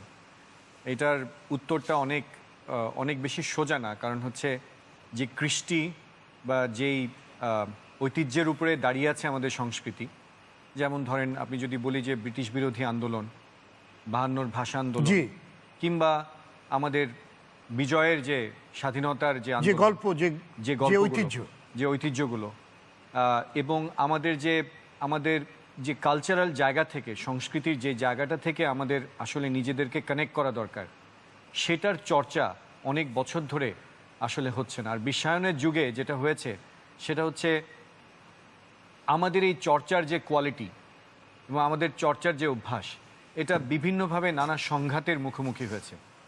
একে তো বিশ্বায়ন ছিল, তার উপরে আমাদের ব্যান্ড সঙ্গীত যেমন একটা চর্চা ছিল, ব্যান্ড সঙ্গীতের চর্চাটা বিভিন্ন কারণে আমাদের এটাকে বন্ধ করতে হয়েছে। আমরা ওপেন এয়ার কনসার্ট করতে পারি না। এগুলো যদি করতে যাই তাহলেই দেখা যায় একটা জঙ্গি হামলা কিংবা বিভিন্ন ধরনের ভয়ভীতি থাকে। এই যে একটা মেটামরফসিস, যে আমরা যে এরকম একটা অস্থিরতার ভিতর থেকে যে আমরা আমাদের নিজস্ব সংস্কৃতিকে তুলে আনবো, সেটার জন্য বিভিন্ন ধরনের অস্থিরতা আসলে আমাদেরকে খুব বেশি রকমভাবে ব্যাপ্ত করে ফেলেছে। আবার অন্য দিক থেকে আপনি যদি দেখেন, সেটা হচ্ছে যে আজকের যে তরুণ প্রজন্ম, তার যে চিন্তাভাবনা, তার চিন্তাভাবনার মধ্যে কিন্তু অনেক বেশি গ্লোবাল চিন্তাভাবনা সে করে এবং তার এক্সপ্রেশন একটু অন্য রকমের হয়। আমি বলছি না যে এখানে আপনার কপি হচ্ছে না কিংবা এখানে অনুকরণের চেষ্টা হচ্ছে না, তা না, কিন্তু এই যে তরুণ প্রজন্ম, এই তরুণ প্রজন্ম কিন্তু এগিয়ে আসছে। আপনি যে কথাটা বলছেন যে বিয়ের অনুষ্ঠানে অন্য গান গায়, নয়, অভিজ্ঞতাই আপনাকে জিজ্ঞেস করছি। অবশ্যই সেটার প্রভাব আছে, আমি সেটাই বলছি যে ওইখানে এই যে প্রতিযোগিতা, আমাদের যে একটা আপনার বৈষম্যময় প্রতিযোগিতার মধ্যে আমরা পড়েছি, সেটা তো অবশ্যই আমাদের এইখানে আমাদের উপর প্রভাব ফেলছে। যেমন আমাদের এখনো কন্টেন্টগুলো কি, আমাদের সংস্কৃতির উপাদানগুলো কি। উনি গীতিকার আছেন, রাকাত ভাই ডিরেকশন দেন, লেখেন। এখনো আমাদের নাটকের মধ্যে পারিবারিক বন্ধন আমাদের প্রধান শক্তি। শ্রদ্ধা, ভক্তি, স্নেহ, মায়া, মমতা, এইগুলো আমাদের শিল্পের প্রধান উপাদান। কিন্তু আমরা যেগুলো দেখতে থাকি, এগুলোর মধ্যে একটু মানে নিষিদ্ধের প্রতি যে এক ধরনের আকর্ষণ থাকে মানুষের, আমাদের বেলায় এবং আকর্ষণটা যেন সেখানেই আপনার কিছু কুটনামি কিংবা কিছু আপনার কিছু কুটনামি, ধর্ষণ এবং হচ্ছে একটু পরকীয়া, এই বিষয়গুলো মানে অবশ্যই আমাদের উপর একটা প্রভাব পড়েছে এবং তার ফলে সামাজিক একটা অবক্ষয় ঘটেছে। এখানে আরেকটা বিষয় আমি মানে যেটা আমার বলার জন্য খুবই মানে নিষ্পিস করছে, শিল্প সংস্কৃতির উপর কি প্রভাব পড়ছে সেটা নিয়ে আপনার কাছে আমি আবার আসবো। অধ্যাপক শফিউল আলম ভূঁইয়া, এই যে নীতিমালার কথা আহসান হাবিব বললেন, এই যে নীতিমালা অনুসরণ করে অনেকগুলো চ্যানেল আমাদের দেশে দেখানো হচ্ছে, সেটা কিরকম নীতিমালা যেখানে আপনার বিভিন্ন দেশের চ্যানেল আমাদের দেশে দেখানো হচ্ছে, আমরা সব কিছু দেখতে পাচ্ছি বাজ বিচার ছাড়া, কিন্তু পৃথিবীর অন্য কোনো দেশে সেভাবে দেখা যাচ্ছে না। আপনি যদি পার্শ্ববর্তী দেশেই দেখেন, সেখানে কোনো চ্যানেল ওভাবে দেখা যাচ্ছে না। আপনি যদি সিঙ্গাপুর, মালয়েশিয়া, আমাদের আশেপাশে যতগুলো দেশ দেখেন, সেখানে কোনো জায়গাতেই আপনি দেখতে পাবেন, আপনি পয়সা দিলে দেখতে পাবেন, পে চ্যানেলে দেখতে পাবেন, আপনি অবাধে এইভাবে ওখানে কোনো জায়গাতেই 2টা চ্যানেলের বেশি আপনি আসলে দেখতে পারবেন না। তাহলে আমাদের মানে এই নীতিমালায় কি গলদ আছে আপনি মনে করেন, কিংবা এই নীতিমালাটা কেমন নীতিমালা? আমাদের নীতিমালায় যেটা আছে যে আমরা অনেক বেশি উদার, এই জায়গাটায় আমরা অনেক বেশি মুক্ত, এটার একটা ঐতিহাসিক প্রেক্ষাপট আছে। সেটা হলো যে আমাদের দেশে তো আমাদের কেবল টিভি ছিল না, স্যাটেলাইট টেলিভিশন ছিল না। আমরা পার্শ্ববর্তী দেশের বা গ্লোবাল স্যাটেলাইট টেলিভিশন দেখতে দেখতে অভ্যস্ত হয়েছি, তারপরে আমাদের স্যাটেলাইট টেলিভিশনগুলো এসেছে। এখন আমাদের যে নীতিমালা আছে সেই নীতিমালা যে খুব খারাপ তা কিন্তু না। আমাদের দেশে যেটা সমস্যা হয় যে নীতিমালাটা মানা হয় কিনা, এবং নীতিমালায় কয়টা চ্যানেলের অনুমোদন দেওয়া আছে, আপনি কি বৈধভাবে চ্যানেলগুলোর অনুমোদন নিয়েছেন কিনা। আমি তো জানি যে কেবল অপারেটররা এমন এমন চ্যানেল চালান যেগুলোর অনুমোদন তথ্য মন্ত্রণালয়ের দেওয়ার কথা না। এখন এই যে অনুমোদন ব্যতীত বা আপনার নিজের ইচ্ছামতো যে কোনো ধরনের সিগন্যাল ডাউনলিঙ্ক করে আপনি জনগণের কাছে পৌঁছে দিচ্ছেন, এগুলো দেখার মতো কোনো সংস্থা আমাদের এখানে নাই। এই যে এটাকে মনিটরিং করার মতো কোনো ব্যবস্থা নেই। এই জন্য আমরা যে সম্প্রচার নীতিমালা করেছিলাম বা যেখান থেকে সম্প্রচার আইন হওয়ার কথা, সেখানে একটা সম্প্রচার কমিশনের প্রস্তাব করা হয়েছে। তো সেই সম্প্রচার কমিশনটি যদি তৈরি করা হয়, যে তথ্য মন্ত্রণালয় অনেক দিন ধরে এই সম্প্রচার আইনটি অনেকগুলো বছর ধরে শুনছি সেটা হবে হচ্ছে, তো এই সম্প্রচার কমিশনটা যদি থাকতো তাহলে সম্প্রচার কমিশন কিন্তু এটা দেখতে পারতো যে যেই চ্যানেলগুলো তারা প্রচার করছে সেই চ্যানেলগুলো কি তারা বৈধভাবে এনেছে কিনা, তারপরে আপনার যেই অনুষ্ঠানগুলো তারা দেখাচ্ছে সেটা বৈধভাবে দেখাচ্ছে কিনা, বা কোন ধরনের কন্টেন্ট দেখাচ্ছে সেই বিষয়ে কিন্তু আমরা কিন্তু দেখেছি তথ্য মন্ত্রণালয় উদ্যোগ নিয়ে বেশ কয়েকটি চ্যানেল বন্ধ করেছে, যেমন আমাদের কিছু কার্টুনের কিংবা যেগুলো আমাদের সেগুলো যদি করতে পারে তাহলে পরে এই যে অবৈধভাবে চ্যানেলগুলো চলছে সেগুলো বন্ধ করতে পারবে না। না, পারবে না তা কিন্তু না, সেটা কেন আবার কমিশন গঠন করতে হবে? ওগুলো না, যেমন ধরেন ওগুলো তো আপনি যখন আপত্তি জানিয়েছেন, আপত্তি জানানোর ফলে একটা ইমিডিয়েট অ্যাকশন হয়েছে, সেইটা কারণ আমরা তো চাই না যে সরকারি কোনো মন্ত্রণালয় এইভাবে গণমাধ্যমে হস্তক্ষেপ করুক। আমরা চাই যে একটা স্বাধীন সম্প্রচার কমিশন যেটা বিশেষজ্ঞদের দ্বারা গঠিত হবে এবং নিয়ম নীতি মেনে করবে এবং কন্টিনিউয়াসলি করবে। শুধু যে আপনার এরকম হস্তক্ষেপ করবে তা না, চ্যানেলের অনুষ্ঠানের মান বাড়ানো, তারপরে চ্যানেলের অনুমতি দেয়া থেকে শুরু করে সবকিছু বিষয় সম্প্রচার কমিশন দেখবে। তো আরেকটি জায়গায় যেটি সমস্যা, ধরেন আমাদের এই যে কেবল অপারেটররা বিদেশি চ্যানেল যখন এখানে প্রচার করে, বিদেশি চ্যানেলকে তারা পে করে, কিন্তু আমাদের স্যাটেলাইট চ্যানেলগুলোর অনুষ্ঠানের জন্য তো তারা পে করে বলে আমার মনে হয় না। তারা তো কোনো পেমেন্ট করে না। আমি জানি না আপনার টেলিভিশনকে কেবল নেটওয়ার্ক কোনো পেমেন্ট করে কিনা, আমার ধারণা করে না। এই যে কেন করে না, এই যে টেলিভিশন মালিকরা কেন এই পেমেন্টটার ব্যবস্থা করতে পারছে না, তাহলে কিন্তু আমাদের চ্যানেলগুলোর স্বাস্থ্যের উন্নতি হয়। তার